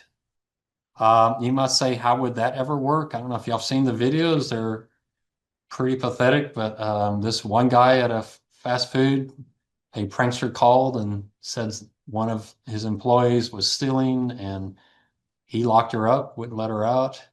The whole thing was a prank. I mean, she can definitely sue for that. It may not be criminal, but if she had, obviously you have damages, someone locks you up for no reason. So there are cases where you say, "Wow, that sounds like kidnapping. That sounds illegal." There are nuances of the law where it's entirely civil, not criminal at all. So there's a list. We'll talk through some of these with actual cases. Then what are your damages? And this is pretty important when we talk about tort reform. So there's three types of damages: compensatory that are special, compensatory that are general, and then punitive damages. So compensatory special, that's actual monetary awards for things you can specifically point to. It can be a medical bill, it can be repair your house or your car. And then general compensatory is pain and suffering. You may not have a hospital bill, but you had enough pain and suffering that it goes beyond just hurt feelings. Tort reform generally is fine with special damages. If you have a $3,000 medical bill, then yeah, they should pay for it. There's some debate on the pain and sufferings, whether you should get that or not. But then the big issue on tort reform is punitive damages. Those are additional damages that you get that you don't really deserve. It more than compensates you for your losses, but the court provides them to them, make the defendant an example so that others won't do what they're doing on well, I'll give you the example that you've all heard of, I'm sure, the McDonald's hot coffee. That one I actually think was a legitimate case. It's usually talked about as a frivolous case. I think it's actually a pretty legitimate case. The one I think is pretty frivolous was BMW paint job. We'll talk about that one. So let's look at the McDonald's case. How many of y'all are aware of McDonald's? Have y'all heard it on TV anymore? They still talk about it some. I think it's come around that, I still hear it as frivolous. Like, yeah, I'm going to sue for spilling coffee on me. There's a lot more to the case than that. So this is commercial. McDonald's was the one that was sued. McDonald's is really interesting. So I've only had one lawsuit in my life. I sued my apartment. It was pretty funny because they wouldn't give me my deposit back, and the police said, and so I told the woman there, I said, well, I'll sue you. He says, well, sue us, do it. So, okay, I will. So the two of us had this like huge animosity going between us. So I sued and I won because they didn't show up. So it's pretty easy. The judge goes, hey, come here, come here. He's like, he's going to whisper to me. He says, I can give you 3 times your deposit back. That's what Texas allows. I said, yeah, it's fine with me. So I never saw that woman again, but don't you wish, I wish I could see her one more time. So I won my lawsuit. But the problem with that when I wanted to sue them is whom do I sue? So I look up this apartment complex. Well, it's doing business as, and it's some company that's in another state.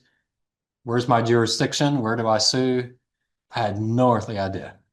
So I sued in a jurisdiction where the apartment was, not where the actual corporate office was. I don't know if they had come to court, they would have argued you have no jurisdiction or whatever. It really wasn't worth it from a financial standpoint. It was way too much waste of time. I did it entirely because I was just mad. But yeah, I mean it's complicated. So with McDonald's, whom do you sue? So McDonald's are franchises, and there's McDonald's Corporation. You sue the corporation, you sue whom would you want to sue? The corporation, right? Not the franchisees. They don't tell us in this court whom they sued, but that can be an issue.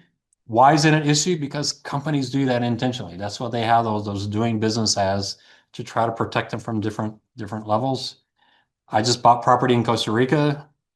It's a Airbnb. We put it in a limited liability corporation. So the worst I can do is I'll lose that property because I don't want to be sued personally because someone it's pretty nice property. I don't know how many Airbnbs you go into. They have a full-size soccer field. Mine has a full-size soccer field and a pool. And you have toucans flying, resting. I woke up one morning, there's two toucans right above my sleeping bag. So pretty cool, but I don't want to be sued if someone gets injured there. So I'm in a limited liability corporation. So obviously corporations are doing things to try to protect themselves from these lawsuits. So I can't answer here if this lawsuit was against the corp. Probably they try to sue the corporation, or is it specific to this particular franchise? I think in this case, it was probably the corporation because what she was suing on wasn't the franchise's policy, but it was the corporation's policy. So her name was Liebeck. It's known as the McDonald's coffee case.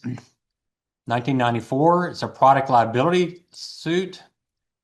The jury awarded $160,000 for medical expenses and 2.7 million in punitive damages. And that's where people say, "Oh, it's so frivolous. How do you get 2.7 million because he spilled some coffee on you?" Well, the issue is going to be, was McDonald's doing something that was so grossly negligent? So what would be part of this? It caused damage. It was serious damage. It was their operation that did it, and they knew about it. They'd had previous cases. Those are the kind of things they're looking at. So what a lot of people don't talk about when they talked about this being frivolous is her damages. She suffered third-degree burns in her midsection, and she spilled the coffee. When she spilled the coffee, they settled for a different amount. The case is always often called frivolous. Some people say poster child of excessive lawsuits. Do y'all know what poster child means? You may not know what a poster child is. I had a student from an East European country is like, I don't know what you mean by poster child. So it's like the example. It's like the perfect example. If you were going to put an example of frivolous lawsuits, that's what you put on your poster is the McDonald's. So it's the poster child. It was a meaningful and worthy lawsuit. Others say, so I'm in the latter. So what her argument or her attorneys were arguing was the coffee was defective for two reasons. First, it was way too hot.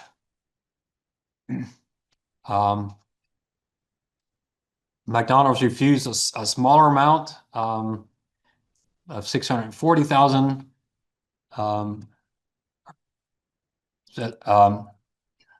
So McDonald's was like, we're fighting this. We can't take this on. Supporters of reform claimed that proper perception of the case was materially accurate. It's claimed that the vast majority of judges who consider similar cases dismiss them before they get to jury. McDonald's refused to offer more than $800 settlement for 10,500 medical bills reflects meritless nature of the suit. They're saying the fact that McDonald's only offered 800 just proves it wasn't much merit to the case. But then what stands out on that is that she actually had $10,500 in medical bills. So she had something happening. And it's actually worse than that. So first of all, she's 79 years old. That's pretty important to it. She ordered a 49-cent cup of coffee in the drive-through. She wasn't driving, so this isn't someone trying to drive and drink coffee. She was wearing cotton sweatpants. She had the coffee cup between her knees. The lid was defective. So that's the other thing that she brought up. There was something wrong with the lid. So her sweatpants absorbed the coffee and it scalded her. So then the question is McDonald's coffee too hot? Is it from a negligent point? She was taken to hospital. She had suffered third-degree burns on 6% of her skin. And lesser burns on 16%. She was in the hospital for 8 days. She underwent skin grafting. When's the last time you went to the hospital for skin grafting and it was minor? It's pretty serious stuff. Does that sound pleasant, skin grafting? Doesn't sound pleasant to me. I would probably faint if they were telling me what they're going to do to me. She lost 20% of her body weight, and then she had 2 years of medical treatment followed. Does $800 seem sufficient for that loss? And then this is what they did during this discovery. That's part of the issue with liability issues like this is discovery. Obviously, the lawyer is going to ask for all information they can possibly get. They discovered McDonald's requires franchises to serve coffee 180 to 190 degrees. That's pretty hot. The coffee would cause third-degree burns within 2 to 7 seconds. It showed from 82 to 92, the company have received more than 700 reports of people being burned. So they knew the coffee was burning people. They had settled claims before. So they've already established that they consider themselves responsible. Their quality control manager said the number of injuries was insufficient to cause them to reevaluate their practices. Why? A few $100,000 to a multi-billion-dollar corporation. He argued that all foods hotter than 130 degrees constitute a burn hazard and that restaurants had more pressing dangers to warn about. That may remind you of the Ford Pinto. I don't know if you remember that case, but Ford Pinto knew its gas tanks exploded on impact, but they didn't do anything about it. And they decided that it was cheaper to pay claims from the few people that died than to fix the car. How does that come before a jury? It doesn't sound very good, does it? There's a really, really good YouTube. You should go find it. Milton Friedman talking about the Ford Pinto. I think you'd find it really, really interesting. He takes it from a societal standpoint. You probably will disagree with him, but it's very, very interesting. So the jury said McDonald's was 80% responsible and Liebeck was 20% responsible. In the past, if you could establish that the plaintiff was any percentage responsible, that threw out the case. That's no longer true now. The jury will say you're 80%, they're 20%, and they'll proportion it. McDonald's said there's a warning on the cup, but have any of y'all noticed the warning on a McDonald's? I don't drink coffee, so I don't know. So she was awarded $200,000 in compensatory damages that was later reduced to $160,000. They awarded her $2.7 million in punitive damages. So her medical bills were only $10,500. So what's the rest of that $160,000? It's going to be pain and suffering, which she probably deserved.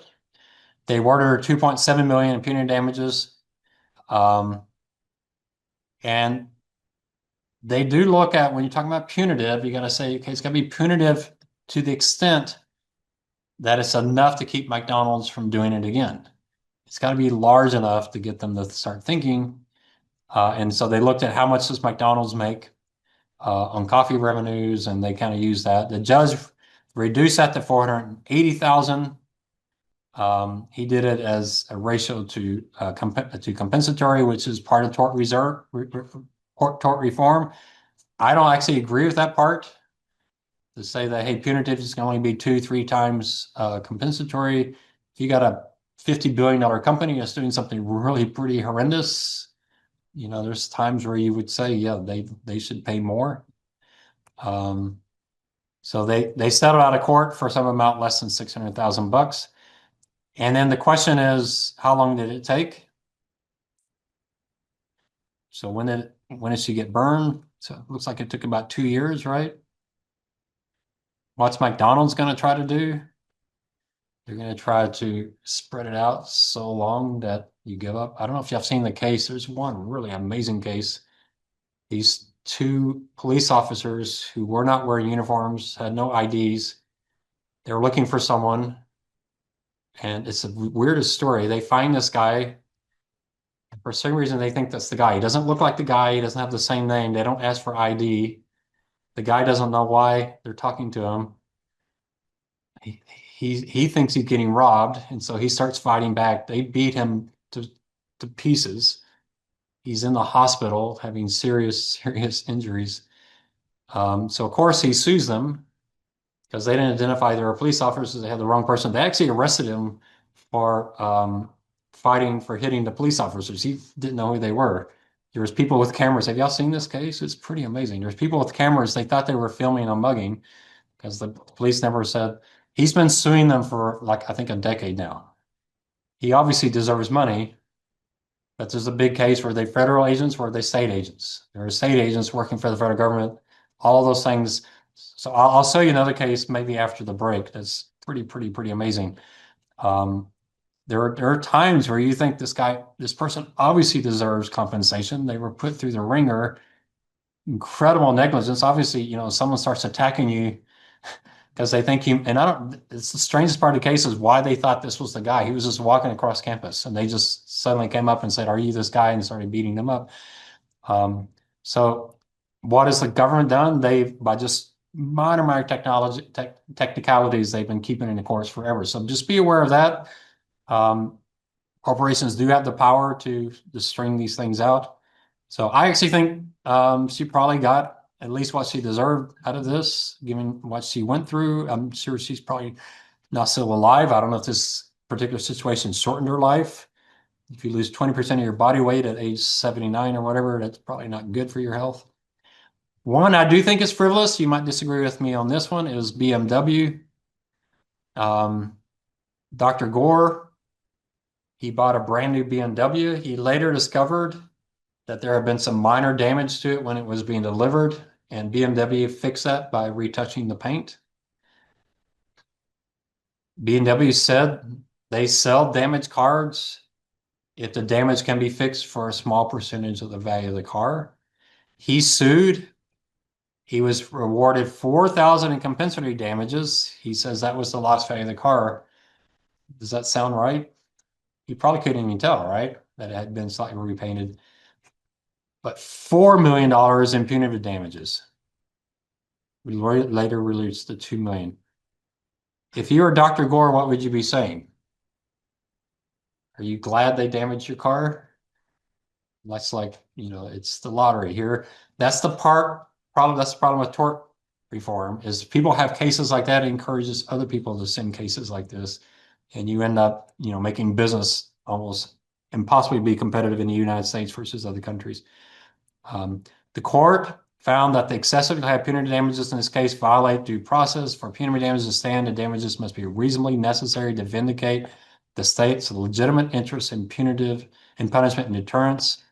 If they are, then they violate the substantive due process. So the Supreme Court looks at it. How reprehensible was the defendant? I don't think in this case, BMW, their policy doesn't seem reprehensible to me. Obviously, cars can get scratched when they're being delivered. The ratio of the compensatory damage. So that's a big part of tort reform, as we talked. To me, I would put these two together. If the degree of reprehensibility is much higher, then there should be cases where juries really can go well above the compensatory damage.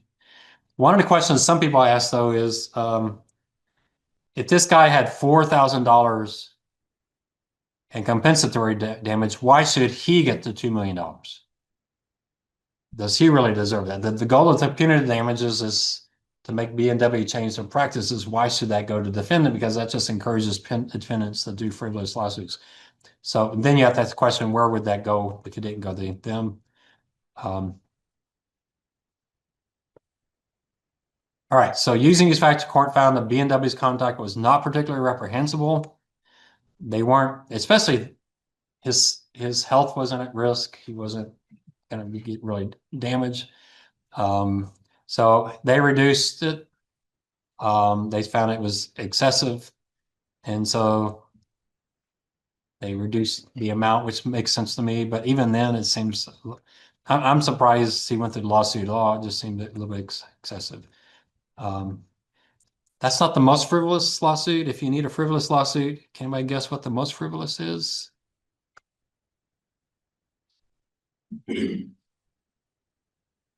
Have y'all seen this case? Anybody seen the case where the lawyer sues for his pants? This is a law judge. His dry cleaner lost his pants and he sued them for $54 million. He was representing himself because he's a law judge, claimed that the dry cleaners failed to fulfill. There's two things, same day service, and he said every one of their stores said satisfaction guaranteed. That's what he sued the 54 million on, because they were saying satisfaction guaranteed and they didn't satisfy him. The case was ultimately lost, and I think he ended up losing his job. You can find it. I mean, it's the thing we don't talk about with tort reform is what happened to this poor family. This family, they started a laundromat. They're not rich people. You know, I don't think, are there any laundromats even in, or dry cleaners in existence anymore? You know, man, when I worked at USA, we had to wear a suit every day. Can you imagine? So I was at the dry cleaners like every week. It was crazy. It was like $100 a week. So back then it was a pretty decent business. It's pretty impressive. These two people started this business. It was successful. It's really hard to have a successful business. So this guy's lawsuit essentially put them out of business. So even if they won the case, the business had to be shut down because of his lawsuit. That's where we're worried about. It's those unintended extra consequences of tort where it gets out of hand. But it's an interesting case. It was a pair of gray pants. The establishment was owned collectively by these two people. They're immigrants from South Korea. They didn't speak fluent Spanish, English. That to me is really, really impressive because my Spanish is so bad. I can't imagine going to Costa Rica and starting a new business with my Spanish. My customers would never have a clue what I was telling them. So it's impressive, and then they're taken down because of our legal system. So that's part of the tort issue. So we'll talk about tort reform. It's actually pretty important to the insurance industry. There's some parts of tort reform that I think are actually quite logical, and there's some on the punitive damage. I do think there is times where large punitive damages do make sense. If you are sued, what are your defenses? First is the person consented. That's where signing those waivers does make sense. If it's really clear they're about to do something really dangerous, like bungee jumping or skydiving, it doesn't mean you're off the hook, but there are certain things you just say, hey, this is pretty dangerous. You injured your back. You knew you had back problems, those type of things. Then you may have a defense to get you out of that. Contributing negligence, today probably won't get you completely out of it, but it might reduce your percentage. And the other thing is those people that are using the tort system to try to make money, if they could have done something really easily to avoid the entire loss, but they didn't because they wanted that loss, and they just, they had a last year clear chance to do something. They may not, you as the defense might be able to defend yourself and say, yeah, man, they just stood there. They could have moved, but they saw a lawsuit that they could do. If it's illegal, you can't sue someone for negligence for your illegal. So if someone's cocaine dealer comes in with, a bad batch of cocaine, you can't sue them for that. That's an illegal action. I guess, I don't know, maybe in Washington State you could. If it's intentional on libel and slander, as long as you're telling the truth, you're covered. Now you might say, but we had a confidentiality agreement. Well, that's contract law.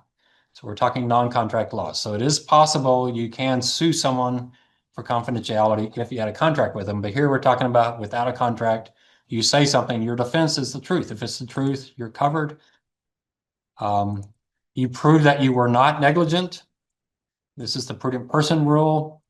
That becomes a decision for the jury to make. and see whether they're negligent or not. Don't confuse the prudent person rule, the prudent expert rule. So you can't, as a surgeon, say, hey, I did the surgery and the average person on the street would have done the same thing I did. No, you have a completely different standard. You're not going to get covered by general liability with that. There, you got to get professional liability. Professional liability is a few $1,000s if you're going to start your own business. So I don't know if any of y'all were there Tuesday night. Ricardo spoke to my Tuesday night class. Really, really interesting. He started his own hedge fund. He's got to buy this type of insurance. Pretty expensive. It's a big part of his business. So yeah, he's under the prudent expert rule. So he actually needs professional liability, not just general liability. So there's your coverages. I'll show you one libel case here. I don't know how to spell Carbonet's name. National Enquirer. There it is. Let's look at her picture and see if you recognize her. Does that look familiar? How many have never, ever, have no clue? Oh my word. Some of you like, well, go on the YouTube and watch. They look really corny now, but we thought they were hilarious. Go look up Carol Burnett. Watch their spoof on Gone with the Wind. That's probably her funniest one, especially when she comes down wearing that dress. That is so hilarious. But anyway, but she sued the National Enquirer. It's a pretty famous case. She went to a restaurant, and Henry Kissinger was there. So, there's a lot of famous people hobnobbing around. And she wasn't drunk. There was something where she talked to a fan about, I like your dessert. Where did you get that? Some kind of thing. The National Enquirer says she was really loud. She was drunk. She was going around making a fool of herself. That's what they published. None of that was true. And this is a pretty famous case. She really kind of set the standard here. She was very angry about this, so she sued the National Enquirer. I think most of us, I don't know if the National Enquirer is still in business, but most of us, we see National Enquirer, even if some of their headlines are, spaceman found in Detroit working at McDonald's, alien space, it's like no one believes that's really true. So you kind of like, they're exaggerating. That's kind of their part. Is we're not a news agency. We're telling stories. But Carol said, no, this is my reputation. I've got this program. I'm famous. My reputation is my key asset here. Your article made people think I was this different person. So she sued and she won. So this is another one of those kind of compensatory and punitive. But you could read through that. Back in 1976, that was when she was at the height of her popularities. She was, I don't know if she was #1 in the ratings, but she was up there pretty high. And y'all don't know those years where the whole family got together and sat in front of a TV set. I think y'all really miss that. Have y'all ever done that in your life? The whole family gets down and sits down and watches TV. It was pretty cool back then because what happens the next day, we're all talking about the same thing. Y'all never get to experience that, right? Because you're all watching people mow someone's lawn or whatever you're doing. But back then, everybody was talking about that when they did that Gone with the Wind spoof. The next day, everybody was talking about that. So that was her reputation. She wanted to protect that, and so she sued. So she exchanged parts of her dessert with diners at a couple of neighboring tables. Later, she was leaving a restaurant. She was introducing Henry Kissinger, who was also there. She was tipsy around the place, offering everyone a bite of her dessert. When she accidentally locked a nice line over one diner and started giggling, I mean, they made it sound like she was just this drunk person walking around making a fool of herself. So that's a case related to slander. Actually libel because it was written and she won the case. Why are those cases so important? Because obviously National Enquirer is going to fight that really, really hard. If they lose it, it sets them up for further cases. They have to change their behavior. And it's different in different countries.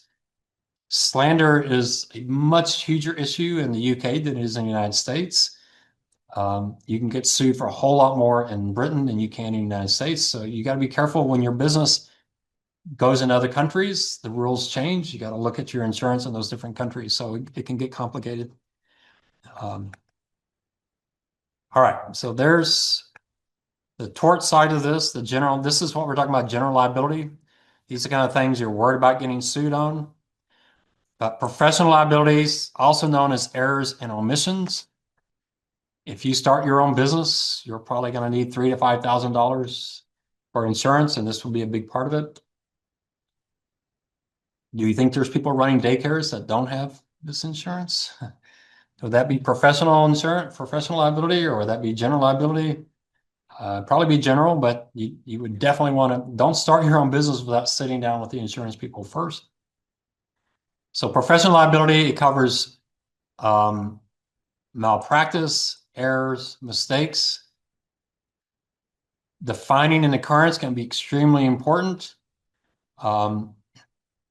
because some of these things take a long time to, we'll talk about this when we talk about asbestos. When were you exposed to the event?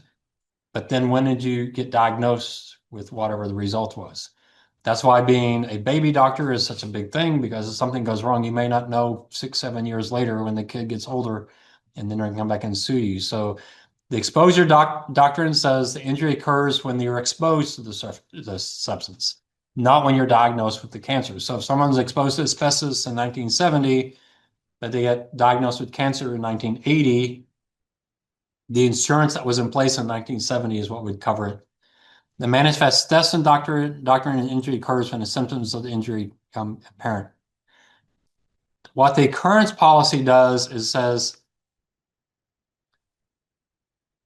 the damage is when this occurred, no matter when the claim is reported. However, that seems really dangerous for a doctor, right? Because if they change insurance companies, what happens? But most our insurance for doctors will have a retroactive date. So if you change insurance carriers, so let's say you became a doctor in 2000, and you change carriers in 2010, they're going to do a retroactive date back to 2000, so you're covered for your whole career. So it's really, I talked to a doctor that actually took this class. He says, yeah, it's really not that big of a deal. You just make sure you tell them, I started practicing in this year, I want coverage back to that time. Policy, it still covers you for that period you have the policy. Well, what's the first word? Yeah. It's usually cheaper, but if you do cancel and you don't get a policy right after that fills that gap in coverage, then you'll lose your retro. What kind of policies your firm sell? For Is it doctors or include other professions? exposure to home health companies. Oh, okay. Medical staff. Oh, we have someone from, well, probably you. Yeah, if someone in your firm wants to come talk about these, because it's not my area of expertise. I've talked to doctors about it. They complain about the cost because it can be expensive, but they're not worried about not being covered, because either way, they're going to make, that's the question they're going to ask, obviously, because they're not going to want to be exposed. All right, so this is the type of policy where even if you win the case, it can do you major damage because you have reputational issues, you have a lot of legal costs. And in fact, there's sometimes where you think you might lose the case and you want to settle, but you say, but if I settle, now I got this hanging out over my head that I settled. So you've got some decisions to make. The insurance company obviously has some say in this as well, because they're the one paying the bills. So if you're going to do professional, my professional liability was at USAA because I was a named fiduciary on their pension plan and their 401k plan and their health plans. That's about $7 billion in assets that each individual employee could sue me if I made a mistake. That sounds pretty bad. How much insurance coverage do you think I had? I can be sued for $7 billion. How large do you think the policy was? Huh? 25 million. And it was interesting when the board met, they were a lot of them were kind of not paying attention. When the fiduciary liability came in, they were all paying attention. How much we have? What does it cover for us? Because if you're on a board and you make decisions, and something happens, yeah, and your lawsuits. So yeah, I kind of wondered, it's like, I'm still exposed today, right? If someone goes back, I'm 16 years past. And those that went tonight, I don't know why that story of me telling people to be quiet and work. I only did that once. And I'm not saying I only remember doing that once. I only did that once in my entire career. Somehow it stuck with me. So I'm not that kind of person. It was just my staff was having a crazy week. I was like, y'all need to stop talking and work like one time in your whole life. But anyway, but that was 16 years ago. Is it possible? And we did some pretty radical things with the pension plan in my risk management class. We talk about that. Could one of those pension plan participants come and sue me now? If they can show I made the decision, I made the presentation.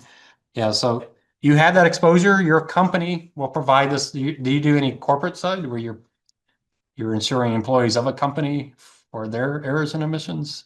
Sometimes.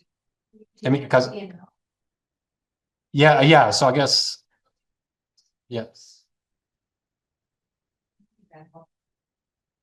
A lot of times you think professional liability is specific to that particular doctor versus USA had this policy, it was covering us as fiduciaries for our errors. So yeah, I don't know how expensive those policies are, but you're talking billions and billions of dollars, and you're talking tens of thousands of current and former employees. So think about it. If you are a fiduciary, that means your decisions have to be only in the best interests of your participants. You can't make a decision for any other reason.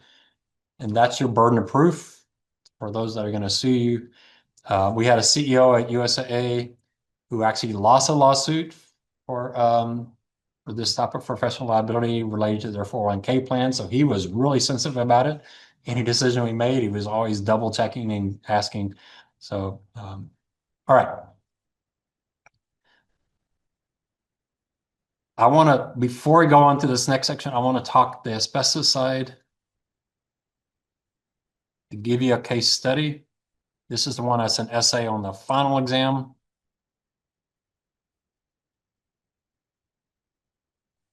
So if you go into, I'll introduce it tonight and we'll get into it in more detail. So if you go into our class and look under commercial insurance,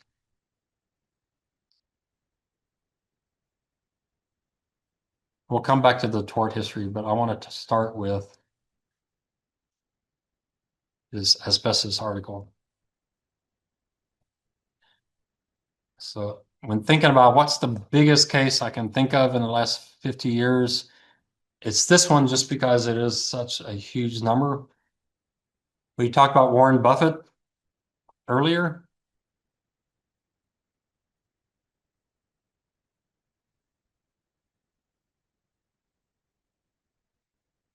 So Buffett is involved in this. So CNA is an insurance company is extremely exposed to this asbestos risk. And they entered into an agreement with Berkshire Hathaway. So you remember Berkshire Hathaway, that page 10, this is stuff he loves to do because he's overcharging, he's getting a good deal out of it. But CNA was really, really, really harmed dramatically by the asbestos lawsuits. They transferred CNA, transferred their asbestos risk to Berkshire Hathaway, handing all claims going back to January 2010. CNA anticipating a loss of about 375 million on their reinsurance transaction. So this is a reinsurance transaction. Warren Buffett is willing to take on the risk of claims that could take years to resolve in exchange for fee income and access to insurance reserves he can invest. What does that sound like? What word would you use for that? Float. Yeah, still loves float. This move is part of Berkshire Hathaway's strategy focused on financial stability and improving operations. So CNA, we had exposure to CNA in one contract I had. I was kind of worried about them, but we got through the contract and everything worked out fine. But I was worried about this asbestos. I called my friend who was an analyst in this industry. And he said, yeah, it's a big deal, but CNA has a huge investor who's been investing with them, who's always bailed them out. And his thought was he'll probably bail them out again.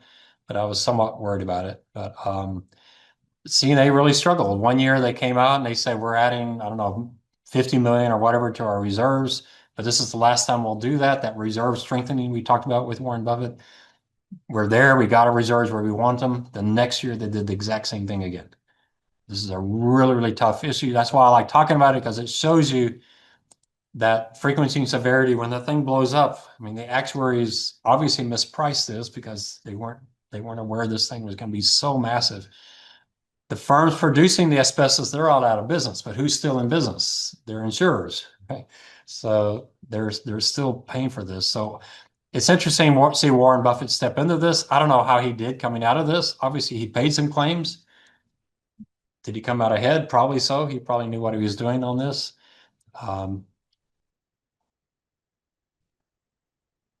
So if you look at this particular case,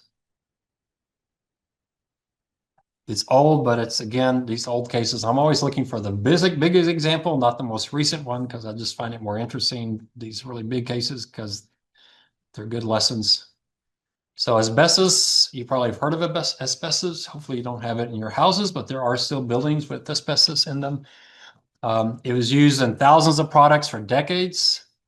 At least 27, at the time of this article was written, 27 million people had significant occupational exposure. Now, you can walk into a Walmart that maybe has asbestos in their ceiling because it's an old building. That's probably not enough exposure to be any issue for you at all. We're talking about people, asbestos was an insulation, people are spreading in their attic. It's those people who are actually pumping the stuff in that are inhaling it, have the biggest risk. So shipbuilding, construction, tens of million more were exposed in other industries. Unlike the mold issue we talked about earlier, there was a conclusive link between asbestos and especially cancers, but we're going to see, like the mold issue, most of the claims had no medical signs. People were suing just because they're exposed to asbestos. So we'll talk about that. Judge Jack, you'll see her and what she did to this case, which is pretty material. So ranging from no signs of impairment to malignant diseases, lung cancer, and mesothelioma. I don't know if you've heard of that, but there's still commercials. If you've been diagnosed with mesothelioma, what's the trial lawyer going to say on the advertisement? You've probably been exposed to asbestos. It's a direct link to that. But the big problem here, and I think this is key, you'll see it when I show you the rubric, is the latency period. That's what we're talking about, occurrence and when because here the exposure, it's when did you get exposed to asbestos, and that's what you got to prove. What if you worked for 6 different companies, you had exposure 6 different times? Whom are they going to sue? They're going to sue whoever has the money, right? Because you got to sue someone who actually has money. But it may be really tough to prove which of those exposures was the one that got you. An individual victim's disease is typically attributed to exposure to multiple products over decades of use, virtually impossible to isolate. As a result, a single claimant typically files lawsuits against 60 or more defendants. Thousands of companies have been named as defendants. Some were producers of asbestos. Obviously, those firms are out of business. Rand Corporation concludes that at least 730,000 asbestos claimants filed lawsuits against 8,400 defendant companies. Rand report states that the number of claims filed annually increased sharply in the mid-90s. Claimants with no injuries, with non-malignant injuries, account for most of the growth. Now, why is that? And that's something I think is really, really important that we're going to talk about with tort reform. That's this concept of class action lawsuits. Do y'all know what a class action lawsuit is? You probably gotten some of these in your email inbox. You bought 12 shares of ABC Corporation. They're now being sued or whatever. Do you want to sign on for this? And you're just going to say, no, I don't. But the lawyers don't care because they get paid, right? They're making money for doing the class. I've seen some where the lawyers are making millions and each individual person is going to get like $20. It's like, that sounds like a good deal for the lawyers. So why do you do class action lawsuits? Lawyers make a bundle. And what about the defendants? Defendants settle quickly. And why is that? Well, if there's, 50,000, 100,000 people in the lawsuit, you can't go in and look at each one of those and figure out who's legitimate and who's not legitimate. So class actions is a good way for lawyers to make money pretty quickly, and they usually get settled pretty quickly. What about large individual claims?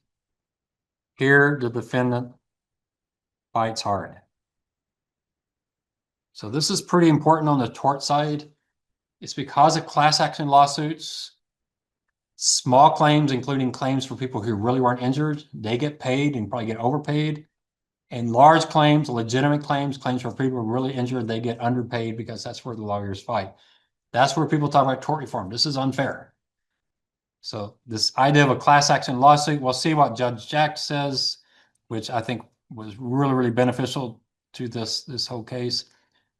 So that's why the non-malignant, and that's why you see these commercials going out, trying to get more defendants to come in.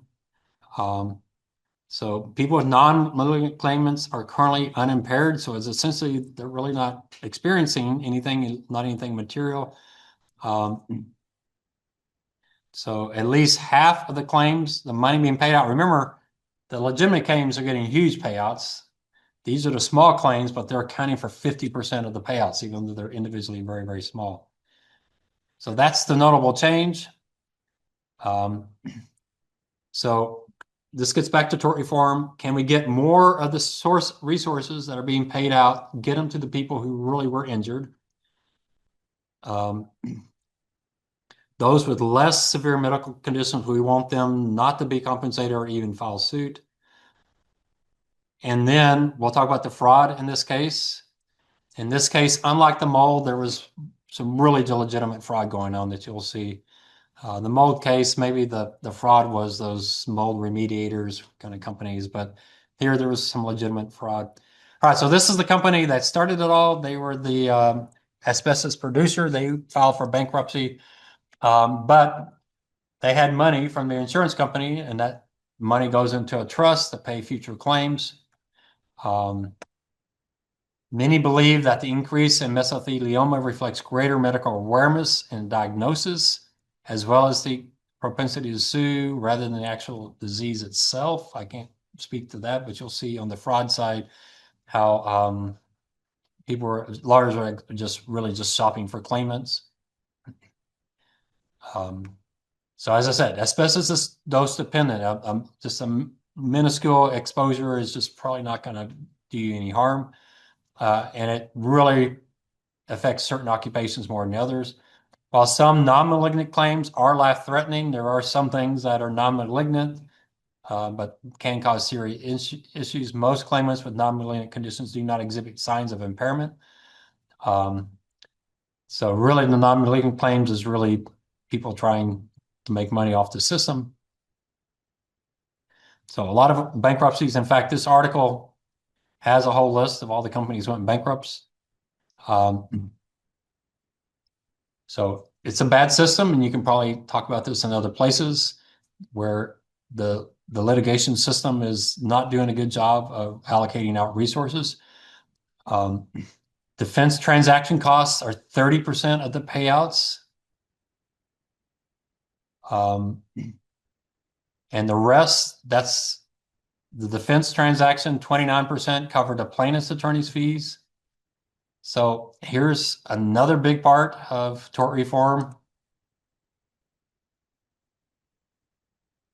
41% go to injured parties. The rest to lawyers and court fees.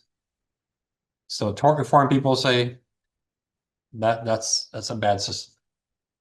Now, how does it compare to other countries? That would be interesting. We always think of US as being the most litigious country out there. That's probably true.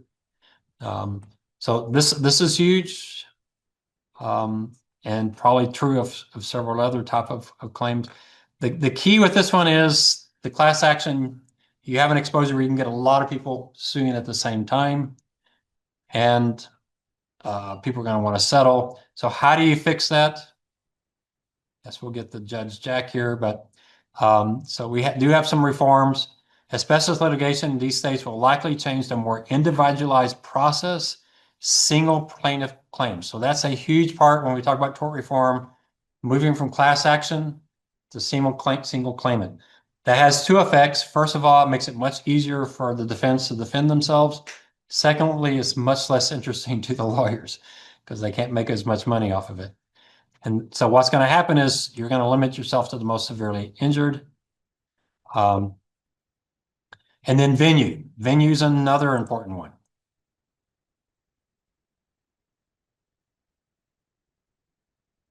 Venue shopping, have you ever heard that? Can you go around the United States and find a place where the juries tend to side on the side of the plaintiff more than on the defense side? I've watched Judge Judy enough. I can tell when a plaintiff or defendant is going to lose. She has some, I don't know, y'all probably disagree with me. She has some strong biases. There's certain types of people she doesn't like. And boy, you can just tell from her first question and those faces she makes is like, okay, you're done for. So venue, you shouldn't, and this is tied to another reason the class action works so well. If you got 50,000 people, you can now go to any of the venues that you find all those 50,000, you go find the venue that does the best in paying these claims out. So you can venue shop because you have so many people. So, all right, so we'll start here this next time. I'll have to highlight it somehow. Next class, though, we probably will spend, I don't know if y'all want to, but we might spend the entire class on the exam review.